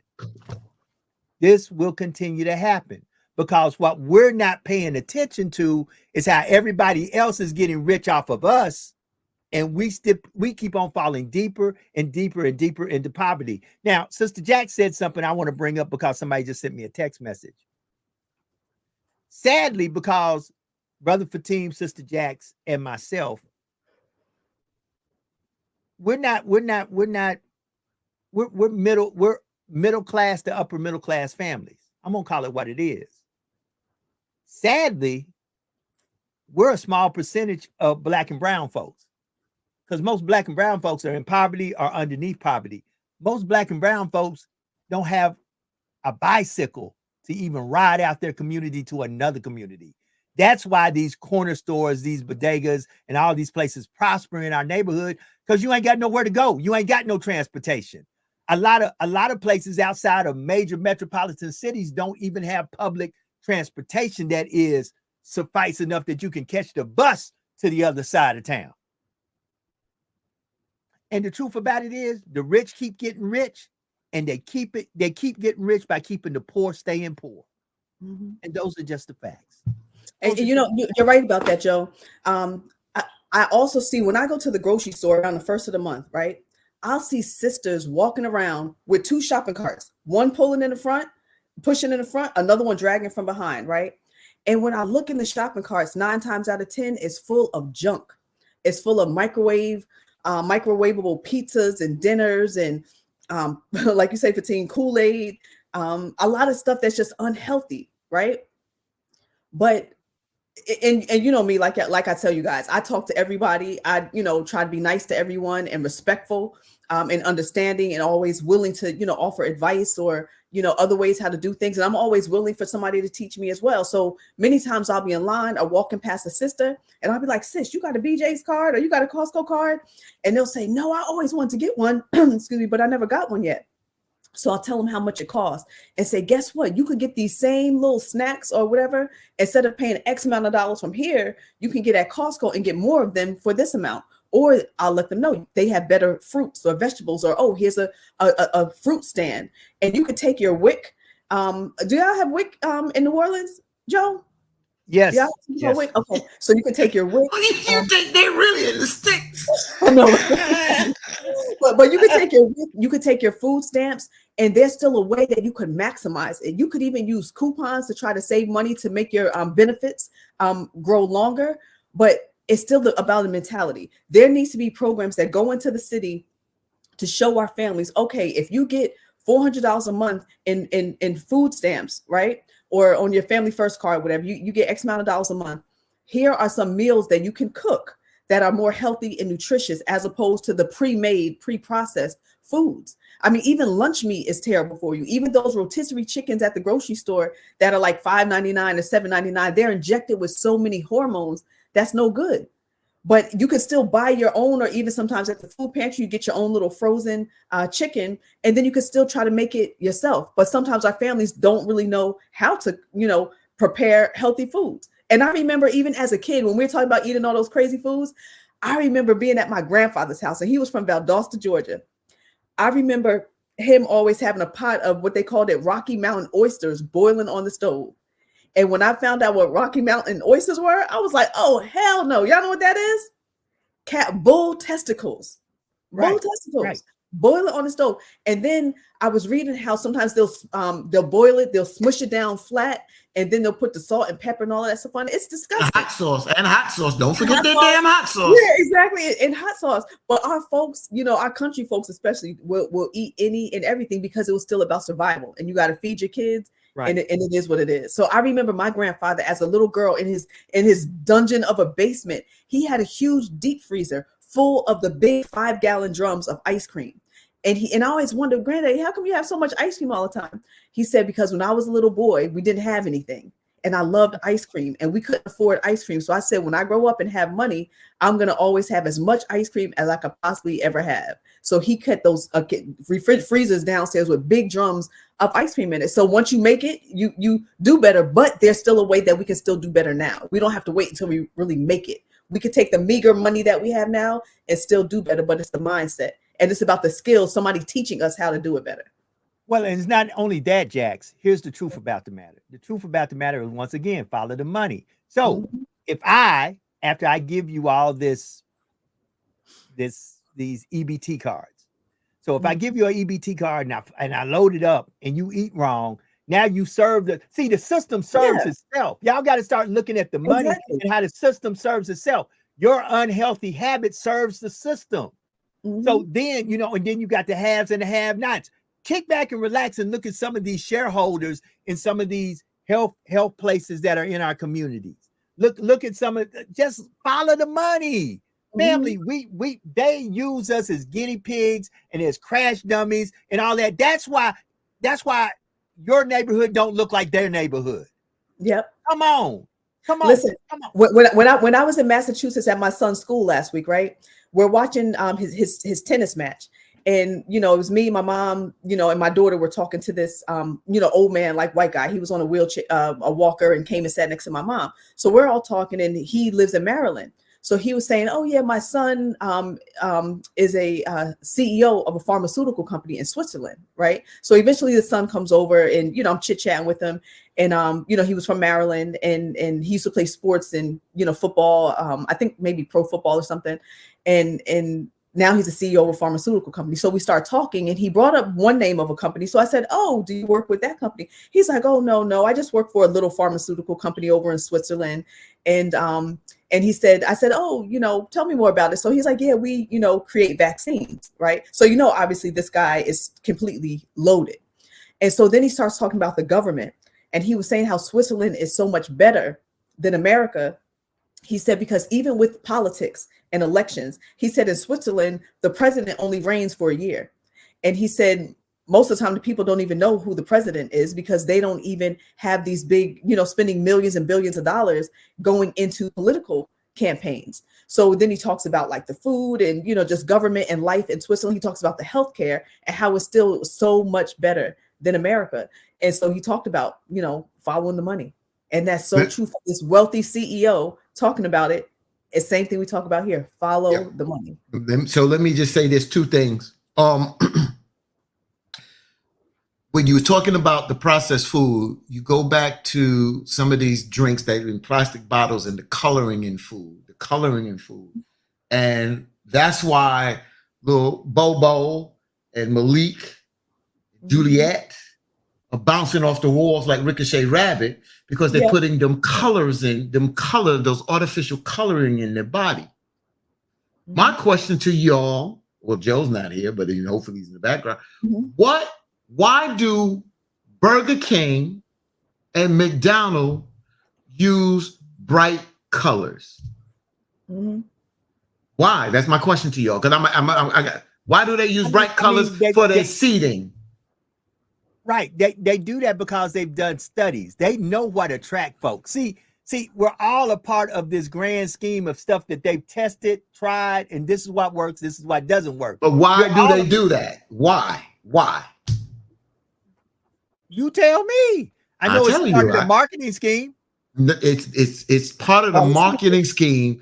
So you have to realize when fast food, you got to understand when fast food came into existence, it's called psychological colors.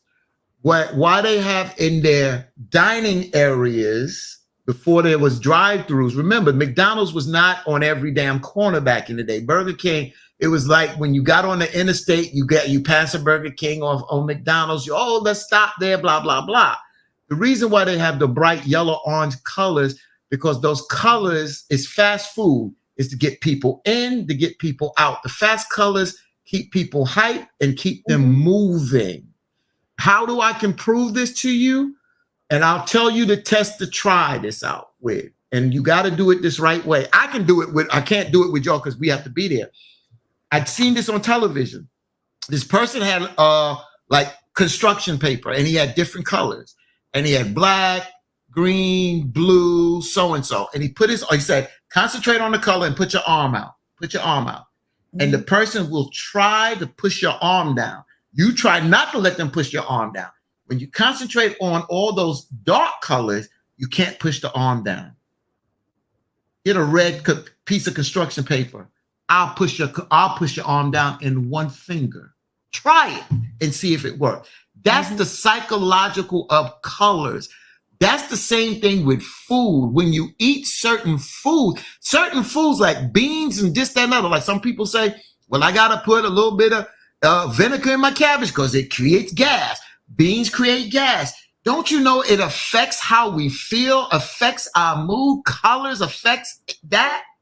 That's so there's like Joe said, there's a science, but we don't understand the science. And then our behavior comes into play, and then we don't understand our behavior. And then these other people come in and say, well, we got to put your kid on Ritalin, we got to put them on this.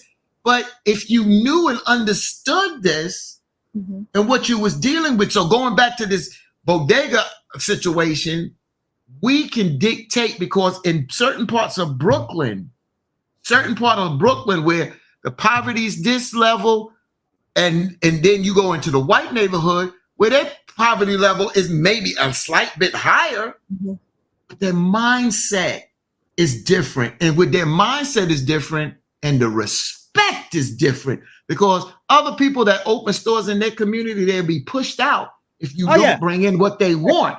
But in our community, we can't push their asses out because we don't have the power or the respect to do it. With that being said, Brother Fatigue, let's go to the phone lines. We got a caller that just called in. Caller, you got a question or a comment? Name, give us your name, where you calling from. Hey, y'all, this is Sister Mashawn from New York. Now, I'm going to take it a little step further, being that Brother Fatim talking about we don't have the respect and power. Guess what? You know what their asses need to be? In jail. They need to be locked up forever. Because anytime you're putting things in people's food that's causing them to eventually lead to permanent illnesses and death, that should be criminal. So I hope you agree with me with that one. Look at the Gerber foods. For babies, it's unbelievable. The milk for children, for babies, is unbelievable. And some of that stuff the hospital was given to our families. That we have, like you said, also the mindset. But sometimes we got to be forced, or another generation has to be forced to do things the right way so they can live healthy. And the reason why I myself personally have less sicknesses than a lot of people coming up behind me is because I love eating fruits and vegetables. So it's like candy. When my grandmother had oranges and apples and, you know, little stuff like that, maybe little candy here and there, we were happy. And now this generation with the red, like you said, the colorful candy, they got to have that. And now with the food stamps or whatever, the kids want that candy and the parties and all that stuff. And so the lifestyle has changed. But they made it seem that's like sort of like a come up to have the chemicals. Isn't that something? And that's all I wanted to say. Thank you. Thank you so much, sis. And that's so true. I remember when my children were small, when I would prepare their food and they would eat. And then for dessert, I would ask them, okay, what do you want for dessert? Do you want a cookie? Do you want a banana? Do you want apples? Do you want a piece of cake? Do you want strawberries? I would put it all as though it was one food group. And 9 times out of 10, my children would pick the fruits and vegetables over the junk stuff. And nowadays, to this day, once in a while, my daughter, you know, she'll have a little, you know, sweet tooth and have a little something. You know, my son being away at school, he definitely eats, the really good, really, really good foods. But occasionally I will send him the little snacks, but we still lay off of it so he's not ODing on it, because you still got to be careful. Like you said, it impacts the brain. All those food dyes and colorings cause cancers and impact the brain. So when I drive through the city in the morning sometime and I see these kids on their way to school, they'll have a grape soda, an orange soda, maybe a bag of chips, other food that's not healthy, but yet they're expected to then sit in that classroom and function effectively and learn. You can't learn like that. And then they want to diagnose them. So when you look at the bigger picture, it's all a system. Like you said, Brother Fatim, you get the EBT card. Now you're buying the junk food, the prison system, it's all tied together. So now the pharmaceutical company is tied to it. So now we're sick. We have mental health. We're in prison. And guess what? The same exact people are all investors in all those entities that are all making money. I say it all the time. Follow the money. They profit off of our poverty, our problems, and our pain. And let's just be real about it. When you look at this, Sister Jackson, Brother Fatim, when you really look at it, Brother Fatim says it best. We already behind the 8 ball. We already at a place where we can't win. Brother Fatim brought it up about the communities there in New York. If you go into a non-melanated community, go into a Jewish community and try to start a business, they're going to choke you out. You didn't ask their permission to come into the community and start a business, but we let any and everybody come in our community and start a business. You know, and it's sad. That's sad. And then, you know, you can bring up whatever you got to bring up for whatever diaspora you got to bring up. We as a people got to start with self. We got to wake up, look our good self in the mirror and say, what am I doing to destroy my own people? And stop it. Stop it. Whatever it is that you're doing that is contributing to the downfall of us as a Black person, if it's selling us out, stop it. If it's in the room with the enemy, and all of a sudden when you're in the room with the enemy, you're all different type of Black person, stop that. If you're going to be Black 24/7, 365. If you're one of these people who are always trying to talk bad about one of us, stop that. Stop talking bad about your brother and sister. Talk just as bad about Mr. Charlie and Miss Charlotte as you do about us. Come on now. Yeah, stop that. It kills me how some Black folks will quickly down Brother Fatim, Sister Jax, Brother Joe, but when it comes down to what's going on with Donald Trump or whoever, you know, I can't say nothing about him. No, he good white man. That good white man right there. That real good white man. He's good white man. He's been real good. He been good to me. I don't know. Now y'all know. See, come on, stop that. Stop it. Stop it, family. We are the reason we ain't going nowhere. People that look just like say that again. Say that again, Joe. We are the reason. We are the reason that we ain't going nowhere. And until we get this HNIC syndrome out of our head, I got to be the head nigga in charge. All that. Let me take this call. Caller, welcome to hashtag Truth Be Told. Give us your name, where you calling from, question or comment. Man, I can't hear y'all. You can't hear? Hello? Hey. That's Gidry. Y'all break it up, man. Well, that means call back. Click. Yeah. Call back. You heard you just fine. Everybody else here, call back. Call back. It might be something on your end, might be something on my end. I don't know. But nevertheless, the truth, we just got to do better. We can't keep looking at other folks. But how do we do, the man or the woman in the mirror, and get yourself together, brother? But how do we do better when I just was at a talk forum last night?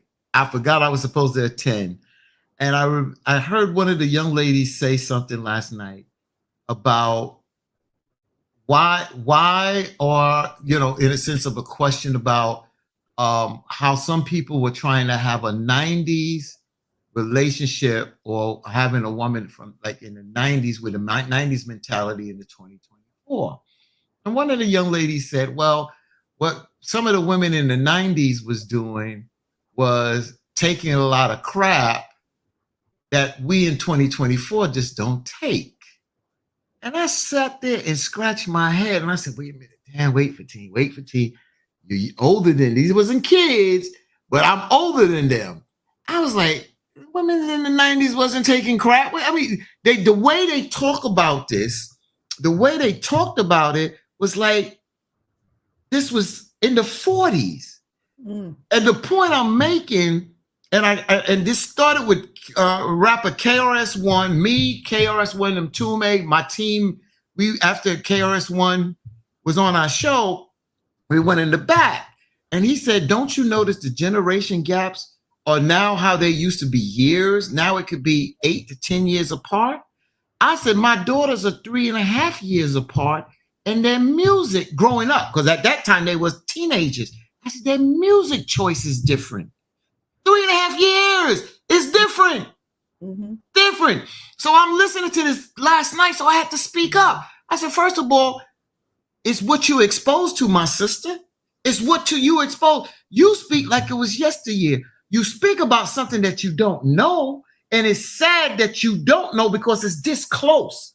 That means there was a breakdown of communication from the 90s to the 2024. That's Yes, sir. horrible. Because I Yes, said, sir. and then the commentator even said, I said, look at the music in the 90s, not to put it on the music of the 70s or the 80s, but even in the 90s, we still had love music. I was playing Usher the other night, nice and slow. This is the 90s. Luther. All this is, we don't have that. We don't have the radio stations, the abundance of radio stations that's playing that kind of music. We don't have love in the air. We don't see it on television. We see more ratchet crap on television. So it's not about women don't take it. Y'all don't take what they took in the 90s. No, those women stood on principle as well. The difference is they had more of a foundation than you have today to even look back at. And you say you ain't taking crap.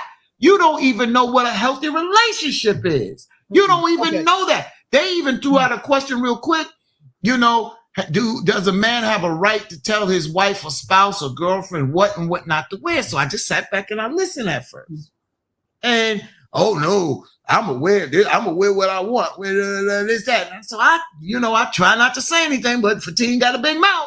I was like, first of all, when you get with somebody, first of all, we don't respect one another. If you're getting in a respectable relationship where there's compatibility, you don't just jump in a relationship where you don't know the person. You don't jump into something that this person morals is here and this person morals isn't down in the gutter. That's not gonna work.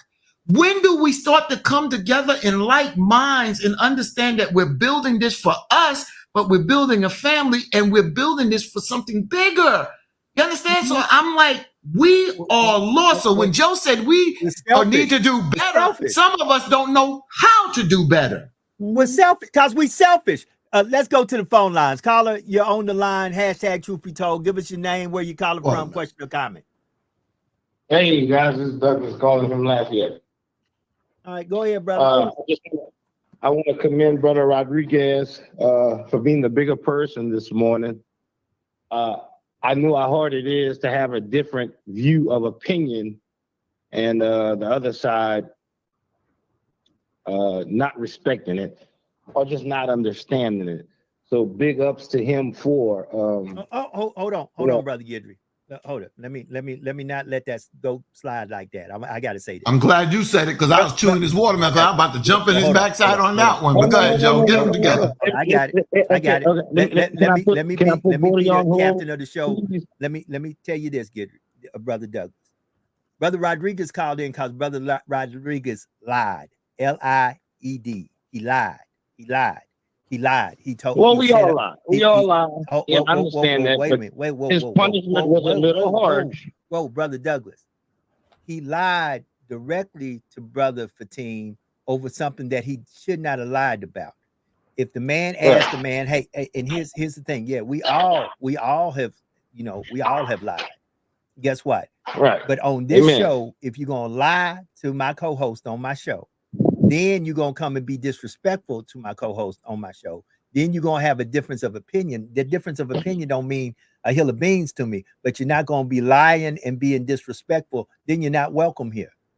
Period. Not without first coming on and apologizing. So I appreciate that he came on and apologized, because a lot of folks will lie and not apologize.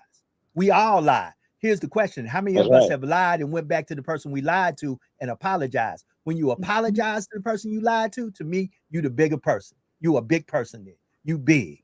And he did that. And I applaud him for that. And especially I definitely applaud him. Right? Where you act up, you're supposed to get dealt with right there. You're supposed to get dealt with. You're correct. But then again, I know how hard it is for him on the show, especially dealing with you three guys. So I hear it every day. Oh, wait a minute, Douglas, what you mean? You got it. Wait a minute. Now we're going to go to overtime. I was trying to get out for 10 minutes. I can't now. What do you mean, my brother? Listen, I know how hard it is for him to penetrate a message with you guys. Because I listen to the show every day. I know how it is. But on the flip note, The other day I said the little bit of persecution that blacks had in the country, and which I was wrong. This weekend I started researching slavery in America and the Holocaust, and trying to bring the two together to see where, who suffered the worst and whatnot, and gather some information. Which Holocaust, So, Gidry? Which Holocaust? There were two Holocausts. There was a Jewish Holocaust and a Black Holocaust. Jewish Which Holocaust, one? The Jewish Holocaust. Okay. The Jewish Holocaust, brother Fatim, and just seeing how both people bounce back after their traumatic situations. So that was my weekend, and I did say the little racism that blacks face, and I was wrong. It was just misconstrued. So I apologize for that. But since it's Tuesday and we're apologizing, brother Fatim, you called us last week country bumpkins. Is it because we're from the South and you're from New York? But that itself, it deems an apology from all your listeners and viewers from the South, because I love being from the South, right? There's nothing wrong with being from the South. I'm just as educated. You know what I'm saying? So, brother Fatim, this guy was the bigger guy and he apologized. Would you do the same? I don't have to apologize for what I state. If I stated something and I did a broad brush statement, then I don't have a problem apologizing at all. But I was saying, wait, let me finish. Let me finish. Brother, and I'll say it again.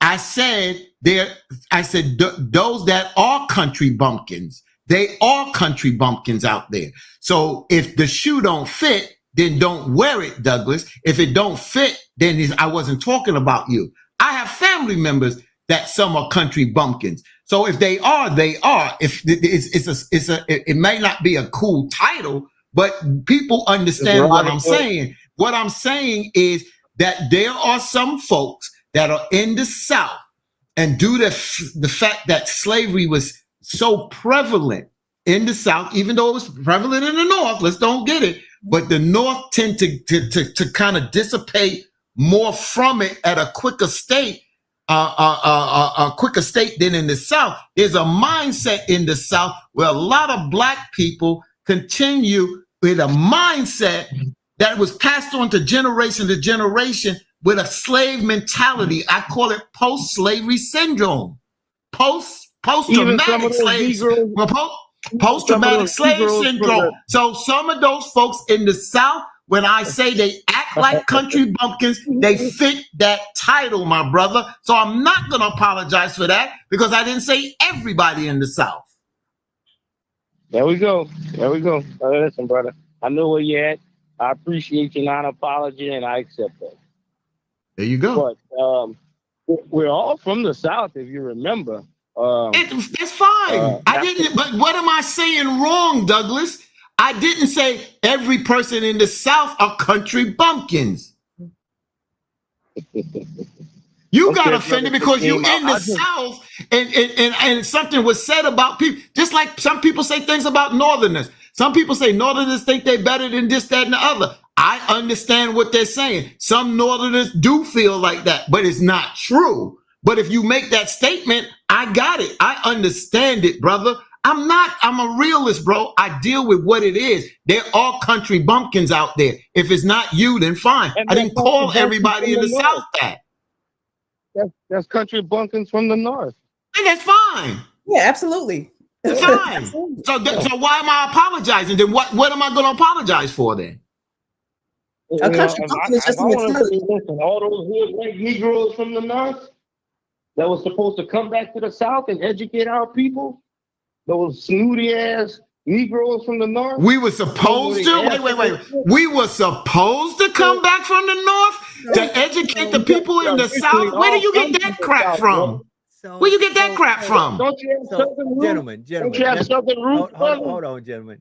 Let me be the arbitrator. Wait, no, Joe, wait. No, what does he mean that we in the North were supposed to come back? Hold on, wait a minute. Both y'all gentlemen, let me be the arbitrator here. It seems to be just like everything else. And this is a prime example. You always call This- and upset the oh, apple cart. wait, Boy, can I always talk? upset the apple cart. I'll mute my. Yeah, please hold on, everybody. So listen, family. Here's where, once again, this is my prime example. I wish we would put this much effort into fighting them other folks That's right. as we would fighting ourselves.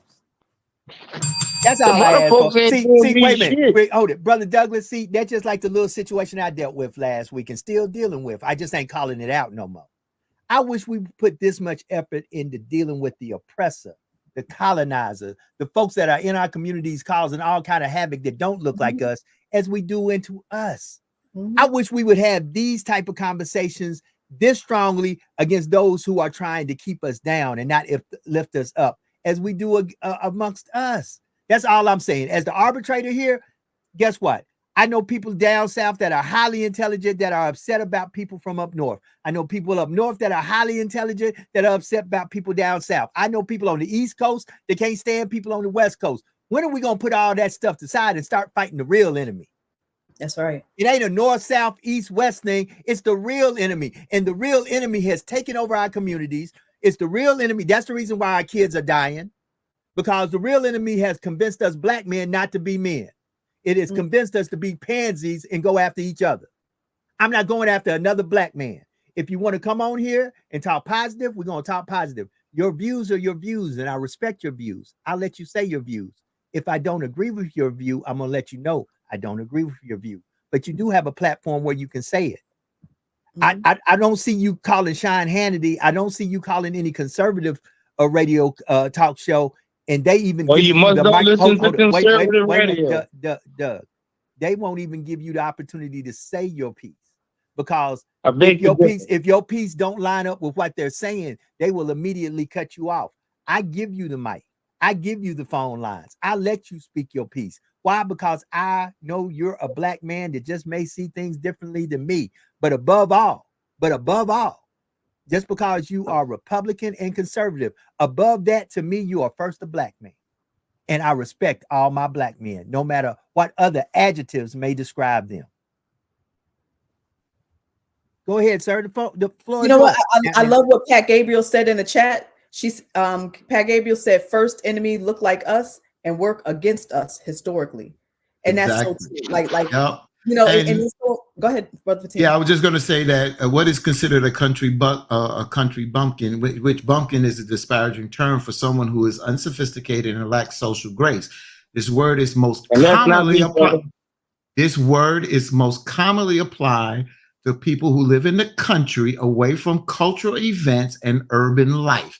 A stereotypical bumpkin is uneducated, not well-read, and not particularly interested in the wider world. And you can't paint people with a broad brush. But me and Joe, I don't discuss this with you, Jax, but I say that I want to do another podcast, and me and the brother, we're cool, but we have different our mindsets on certain things. And he said it just like I say. It's because how he was raised and where he was raised in the region he was raised in versus the region I was raised in. So, you know, I believe in myself, and I believe in my common brother and sister. A lot of people that are anywhere, it could be the North or the South, but I see more of it. Again, I live in both regions, and I see sophisticated people. I remember some of our top people from all over the country, some of our biggest creators of science here has been from the South and all regions of America. So, but I stated what I said, and I meant what I said, because I remember coming down here, Jackson, in the 80s and Joe in the 80s, and I saw the mindset, and I was like, I can't live down here back in the 80s, because the mindset is like black people have a place to operate in amongst white people. And I was like, oh, hell no. They'll probably string me up on the train track. Now hold on, Brother Fatim. Let me say this. Brother Guidry, are you still there? Yes. Okay, so let me say this. Here's the biggest problem I have. Many a times we don't know because we haven't went, nor have we seen. Sister Jack says it best. Sometimes you got to ask yourself where you at in this thing. I can clearly say this. The South is the home of many highly educated, wonderful African Americans who have set the bar for many of us. Like it, leave it, like it, leave it, or love it. Dr. King was born in the South. Right. Amen. W.B. Du Bois was born in the South. Hold it. Amen. If you really get down to Malcolm X, Malcolm X wasn't born in the North. Nope. Okay, so family, let us agree on this. A lot of folks left the South, went to the North, and forgot about the South. That's the truth. Because they hated it. They hated Right, that. right, They right. hated Oh, it. They Somebody hated ring it. the bell. Let me finish, gentlemen, then I'll let y'all talk. You're right. They hated it because down south to your face, you were a boy and a nigga. Up north, you were a boy and a nigga behind closed doors. So they implemented policies up north to herd you into certain areas and make you boy and nigga without saying it. Where down south, they would say it to your face. Mhm. And here's just my philosophy, and it's because I'm an old country boy from Tennessee. I don't have a problem saying that. But this old country boy from Tennessee got 4 degrees hanging on the wall. Two of them from universities that are on the East Coast. Okay? So let me say this. We've got to understand, just because they don't say nigga and boy where you at, don't mean they ain't implementing nigga and boy tactics. Correct. And somewhere Amen. along the line, we've got to wake up and say this. Be it you say it or you don't say it. If you're against me, I got to join with folks that are for me, and we got to fight the fight against them. Period. That's it. That's right. That's right. And that's why I say what I say. And I've stood for, when I got of age of fighting, most of my fights have been in the North. My fight, because that's where I lived. I fought racism and bigotry up north. I'm not the kind of person, like I said, when my late wife was called a wench on her job, within an hour, that white man had to answer to me. That's right. Not HR, to me. You call my wife a wench, you're going to apologize. You understand? So that's what I stand for. That's what I stand for. So, Ding, ding, so, ding. So yeah. So let me say this, Brother Guidry. I will say this because I've said it, and I'm from Tennessee. I'm from a place called Henderson, Tennessee. You can Google it. Put in the name Buford Pusser. Walking tall. That's how country I am. I'll say it. There are times that some of us do act like country bumpkins, present company included, with all my education. Sometimes I throw my education completely out the window and I act like I'm an ignorant black man that don't know jack. I'll raise my hand and be the first one to say I do it. But I am starting to learn that my actions, because it is under a microscopic lens and it's being watched by other young folks, I need to stop that. That's why a few days ago, I got on here and my first apology, because I had literally called people the B word and I told them F you and all this good stuff. And then, you know, to watch them same folk try to come back and say, well, I ain't said no names. Guess what? We can play these games all day long, baby. But at the end of the day, I call names and I call them clearly. Why? Because I'm a real man who stand on all 10 toes. And I can look you dead in the face on any day, on any platform, at any place. And I can tell you what you said, I do not agree with it. What you said, I believe was directed at me. And if it was, say my name. I ain't got no fear in backing up anything I got to say, because what I say behind closed doors, I can say it in open. Unlike other folks who played this propaganda game, hold it. As one of the things on TikTok say, I'm a real N-word. I'm a real N-word. So, you know, at the end of the day, family, we just got to get together and understand we agree on more than we disagree with.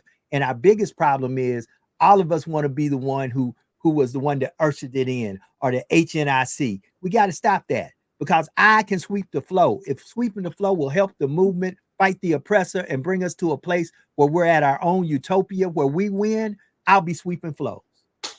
I ain't got to be on the mic. Mm-hmm. And that's our problem. We got too many people want to be up front, but they don't want to do anything in the back unless they're getting recognition, credit. If they ain't getting their name on a plaque, if they ain't getting announced or getting a check cut to them, baby, I pay for this myself. Right now, my bank account almost in the minus because of all the stuff I'm doing, trying to get the word out to our people. So out of everything you said, Joe, and you said a lot, I want to hear what Douglas Guidry got to respond. Go ahead, brother Doug. Great job. Great job. I think we escaped my premise. Was to say everybody from the South ain't country bumpkins. Oh no. If a white man called me a country bumpkin, motherfucker, I live in the same neighborhood as you. Right. So, brother Fatim, that was a low blow, but that's expected. See, that's the thing. I gave you the chance, and then you don't listen, and that's what pisses me off. Because I'm not going to deflect from the premise. Again, I was talking about those folks that are in the South that don't stand up on principle, that don't do what, as Joe was talking about. If I didn't call you a country bumpkin. I didn't call you that. You seem to take a personal offense. Let me just call you out on this because this is annoying me. Because every time you call, you want to attack, and that's fine. But you want to attack everything that we stand for. And since you want to attack everything pretty much we stand for, then I attack for everything that you stand for that don't help us. I didn't call you personally a country bumpkin. Like Joe said, as a bigger man just now, he even as himself at times has acted as a country bumpkin. I made a statement for those that fit that title. That's why I made that statement at the end of the day. That's all I'm saying. If I didn't call you that, so why am I going to apologize where I didn't broad brush it and say everybody in the country is a country bumpkin? I didn't say that because I know better than that. I would be a fool to say something like that. So why are you going to say it's expected? What do you mean it's expected? If the shoe fit, wear the damn shoe. If that's not you, that's fine. But let me just say this. Because you may live in a $200,000 community, don't mean you're not a country bumpkin. So don't put it on the money that you make, that your mindset makes you a country bumpkin. So don't put it out there and say, because I live in the same community, I'm not a country bumpkin. Your mindset makes you that. No, sir. I didn't say that. Brother Fatim, you are so right. And I think, if the shoe fits, wear it. If it doesn't apply, let it fly. That's it. And I think too often what happens is that people have their own trauma, right? So people have their own trauma from things in the past, and they look for a moment or a reason to think that somebody's personally attacking them because maybe growing up, whether it's Brother Guidry or whomever else, maybe they were called a country bumpkin, or they were called whatever type of derogatory name they were called in times past. So when they hear other people say it, it's triggering to them. So perhaps Brother Guidry was triggered by it, because I know no matter how much money you make and you live in that wealthy community, to them they'll smile and say, "Hey, Brother Guidry, hey, Mr. Guidry," you still a nigga to them. You just happen to make money and live in their community, but you still a nigga to them, unfortunately. But are you a nigga? No. You know what I'm saying? A nigga is technically an ignorant person, right? But if you act a certain way or have that certain mindset, you damn right you a nigga. You understand what I'm saying? So it goes back to the trauma that we've experienced as kids and the names maybe that we were called as children that have impacted us. And then that trauma presents itself in other ways. So Brother Fatim did not call you a country bumpkin. He was making a general statement about something else. And like we said, if it doesn't apply, let it fly, my brother. We can't keep on going back and forth trying to disparage each other and what we're trying to do. All we're trying to do is wake up our people and share knowledge and information. And that's it. It's that simple. Perfect. Well said. That's it. You summed it up. It's never fun when the rabbit got the gun, huh? Never fun. But Brother Guidry, what I'm trying to figure out. Okay, so first of all, what did he drink? Did he drink some Fabuloso this morning or some shit? What's wrong with this guy? I mean, they put it in the chat. They put it in the chat. Laura said Douglas is not listening to anything that's being said. Why are we wasting time? Because I thought he was going to call and we're going to have a good conversation. Why are we wasting time with making those statements? You're not worried about facts, Douglas. You're worried about winning the argument. What do you mean it's no fun when the rabbit got the gun? Dude, you ain't winning no argument here today, brother. You ain't said shit. That's what you ain't said. You ain't saying a damn thing. Well, let me say this. I see that Jax froze and she'll be back. Brother Douglas, I thank you for calling in. We're gonna wait. Man, you're gonna just stay to work or something. No, we gonna we No, man, let because I people- don't, because he deflects every, you know, But- I don't want to even say it, but I ain't the only one that says he deflects. and I understand that. And at the end of the day, here's what I'm trying to say, and I will stand on this, and I stand on this for everybody. This needs to be a place where we can have these uncomfortable conversations and still, at the end of the day, still be good with each other. I understand that you're 100% right, and I don't think that Brother Guidry was listening to what was being said. Because once again, let me say this again, y'all. I've got 2 masters and 2 bachelors hanging on my wall. There are times I do some ignorant, dumb shit. We all do. And I act like a pure country bumpkin. And there's sometimes I act like a stupid know-it-all city slicker. Because many times people come to me and say, "Hey, bro, you're not really from the country, are you?" You know, and it's funny because I was born in Memphis, which is a big city, the 22nd largest city in this country. However, I was raised in a small country town, very small country town. When I say small, super small. But at the end of the day, sometimes because of the way I dress or the way I talk, people say, "Oh, you can't be from the country." Yeah, I'm from the country. And have country tendencies and have been known to do some country stuff. And on the other side, I've had some times that people look at me and say, "Oh, you think you're a city slicker," or whatever, because of my tone or because I speak the King's English in a certain manner. At the end of the day, family, when we going to push all that to the side and use our attributes to put our attributes together to fight against the real oppressor? Once again, I wish we would be this ferocious at folks who are trying to hurt us, hurt our families, hurt our children, hurt our communities. Folks who are smiling in our face, but in the back of their head, we just a useful nigga.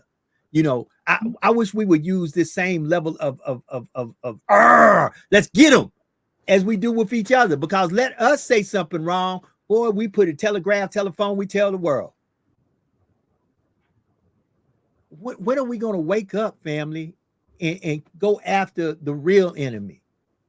Because going after each other, hold it, let me use the Mandalorian. That's not the way. That's not the way. Period. Sister Jax, give me some closing words. Let's get out of here. Closing words, I'm going to hit y'all with a little wisdom. Let's go to Ecclesiastes 7:12. For wisdom is a defense and money is a defense. But the excellency of knowledge is that wisdom giveth life to them that have it. So let's use wisdom, y'all. I love you. Have a blessed day. I won't drink no more Fabuloso, y'all. I won't drink it up, y'all. So I'll be safe. And you guys be safe and have a blessed one. Use wisdom. Peace. That's what I'm talking about. Brother Fatine. I love that, Jackson. I'm glad that you're okay, Jackson. Continue to flush your throat, but just watch yourself there. And, you know, I think this was a good show today. I just hate that. And Rodriguez, let me address Rodriguez. You know, it's deep down, you know, sometimes you have these kind of debates. Joe, you stood behind me and, you know, I appreciated that. And I appreciate Rodriguez calling in because he knows the conversation that took place last Sunday between him and my producer. It just wasn't me. I made sure that I wasn't on the phone by myself with him, but I had my producer, Brother Knowledge Born on, that's his name, on with me. But I appreciate that, Rodriguez. I really do. And even though that doesn't change our views or whatever, that's one notch that I have respect for you because it takes a man to or a real woman to stand up and say, you know what, I apologize. Not only I was wrong, I apologize. And no, you didn't have to kiss the ring. It's not about that. It's about I pointed out what it was and you stood up and did it. I applaud you on that, brother. There's no ifs, ands, or buts about it. That don't mean me and you won't be at each other's throat tomorrow or the next time you call in, but I know I do it with respect for you, my brother. Brother Guidry, I don't know, brother, you know, like I said, you've called in. A lot of times you've called in and there's some things that I've agreed with you on. Today, I just don't know what the crap you was on, but it is what it is. But I did think about this earlier this morning and I just said, you know, and I thought about this earlier this morning, and I'm gonna say it, Joe and Jax. I think Brother Guidry's hurt because I was listening to a song that I put on Facebook with the group Captain, what is the Captain and Tennille? Love will something about love. I forgot. Keep us together. Love will keep us together. And I teared up because my late wife's birthday is this Thursday, and I'll be going to her gravesite this Thursday. And I thought about the sickle cell and her fight. And then I thought about you, Brother Guidry. I really did. Whoa. Wait a minute, Brother Fatim. When's your wife's birthday? May the 2nd? Yeah, May 2nd. Wow, that's my son's birthday. Keep going. Wow. Yeah, thank you. So when I thought about you, Brother Guidry, this morning, I said, you know what? You gotta handle Brother Guidry with, you still can converse with the brother and you can still debate with him. But the brother's hurt. He done lost 2 children out here, and the brother's hurt. And sometimes you don't understand people's pain, and you don't understand how their outlook could have been changed, or how things that they're holding in, and how it comes out. So I'm a little disappointed in myself. The problem is I'm a little disappointed, not a large disappointment, because I don't like people to take my words. I don't care if you're a saint. If you're going to twist the words, I'm going to come hard at you. But on the other end, I know that sometimes me and Douglas Guidry have different points of opinion. But I did think about you this morning, and I'm still going to pray for you, my brother, because to lose 2 children, and not to use that as a crutch, but I thought about this morning, and I had to say what's on my heart. That's not easy, my brother. And I don't know how, if it has affected you, but I know it had to affect you, because that's part of your seed. That's part of who you are. So I thought about that this morning, so I could not go off this podcast, even though, you know, I totally disagree with what you said, and we went back and forth. I still got love for you, my brother. And I still feel for you, and I still pray for you, because it's not easy to lose a child to gun violence and then lose another one who struggled with life with sickle cell disease. So with that, I still say I love you, my brother. I love Brother Rodriguez. Try to love my people. Don't mean I'm gonna like everything you say and everything you do, but if we are going to get ahead and be better, we gotta at least understand that we need to try to love and respect one another. So those are my closing words. Man, my people. I'm gonna close a little differently today. First of all, big ups to everybody who's in the feed. Big ups to Brother Rodriguez for calling in and apologizing. I think that was very big of him. Doesn't mean that all of a sudden everything gonna be all right and kumbaya tomorrow, but sometimes you just need a person to say, I'm sorry. Hey, my bad. I was taken the wrong way. I did something I shouldn't have did, and I'm sorry. You know, that was big of you. To Brother Douglas, I understand. You know, Brother Douglas Guidry is a highly educated, very, very, very intelligent Black man. We have different views. And that's just what it is. It's different views. And at the end of the day, more folks need to come together who disagree to figure out that there's more that we agree on than we disagree. And the things that we disagree on, allow that disagreement to just be there, where we can understand that could be from how you were raised, where you were raised, what you went through in life, that has you looking at this from this point of view. Doesn't mean I'm right and you're wrong. Doesn't mean that you're right and I'm wrong. Just means that life was lifing, and because of the way life was, we see things differently. Now, there is a big difference between that and right and wrong. That's where I have to do what Sister Jax always say. Times like that, you got to stand on what's Bible and what does the Most High say. Y'all, be better today than you were yesterday. And today, do something to help somebody somewhere that they have no earthly way they can pay you back. And remember that there is no secret what God can do. What he has done for others, he willingly can do for you, for when God is with you. When the Almighty is with you, when the Most High is with you, nothing and nobody can stand against you. Y'all be blessed. Have a great day. We'll be back tomorrow for Work It Out Wednesday. Look like we got a lot to work out. We out of here. Peace.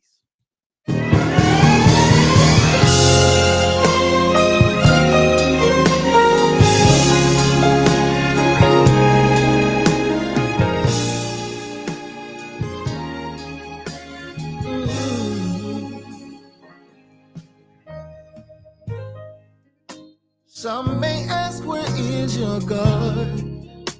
With so much trouble going on, is he even here?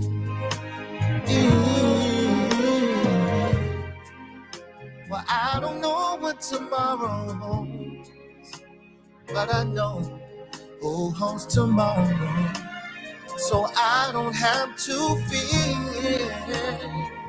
God, I know you can. God can. And I know you will. Yeah. You do. Yeah. Just what you say. Every word. God, I know you can. God will. Yeah. You do. Just what you say. As soon as I stop worrying how the story ends, when I let go and I let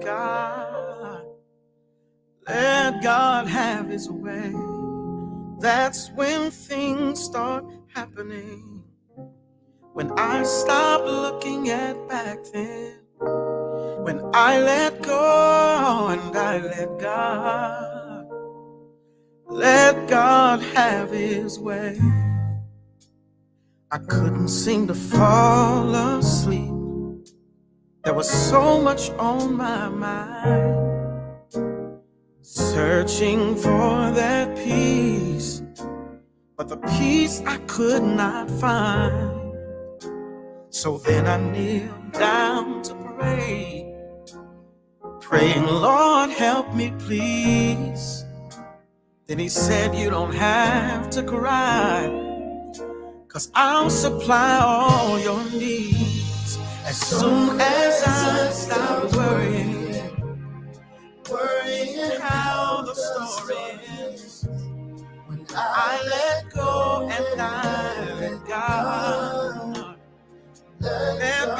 have his way, that's when things start happening.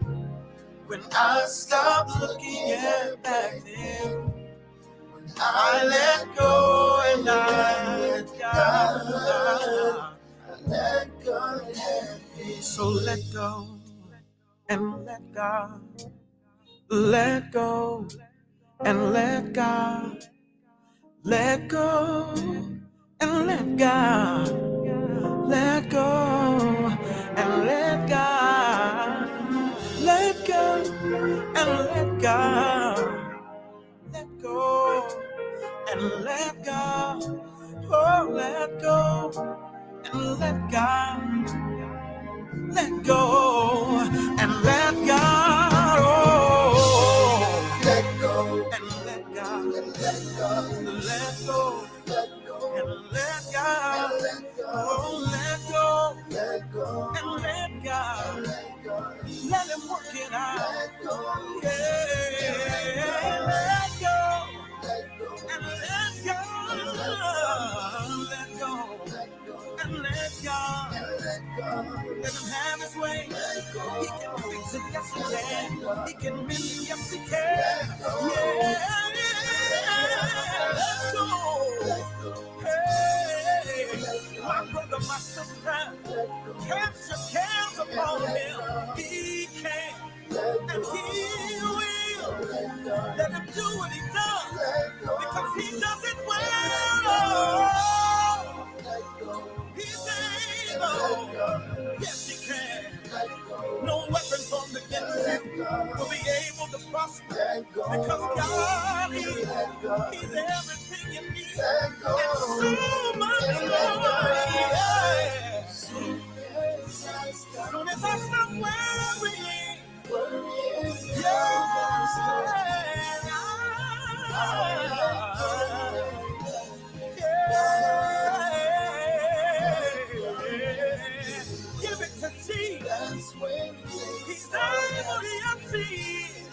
Cast your cares upon him. Yeah, he cares for you. And I let God have his way. Oh.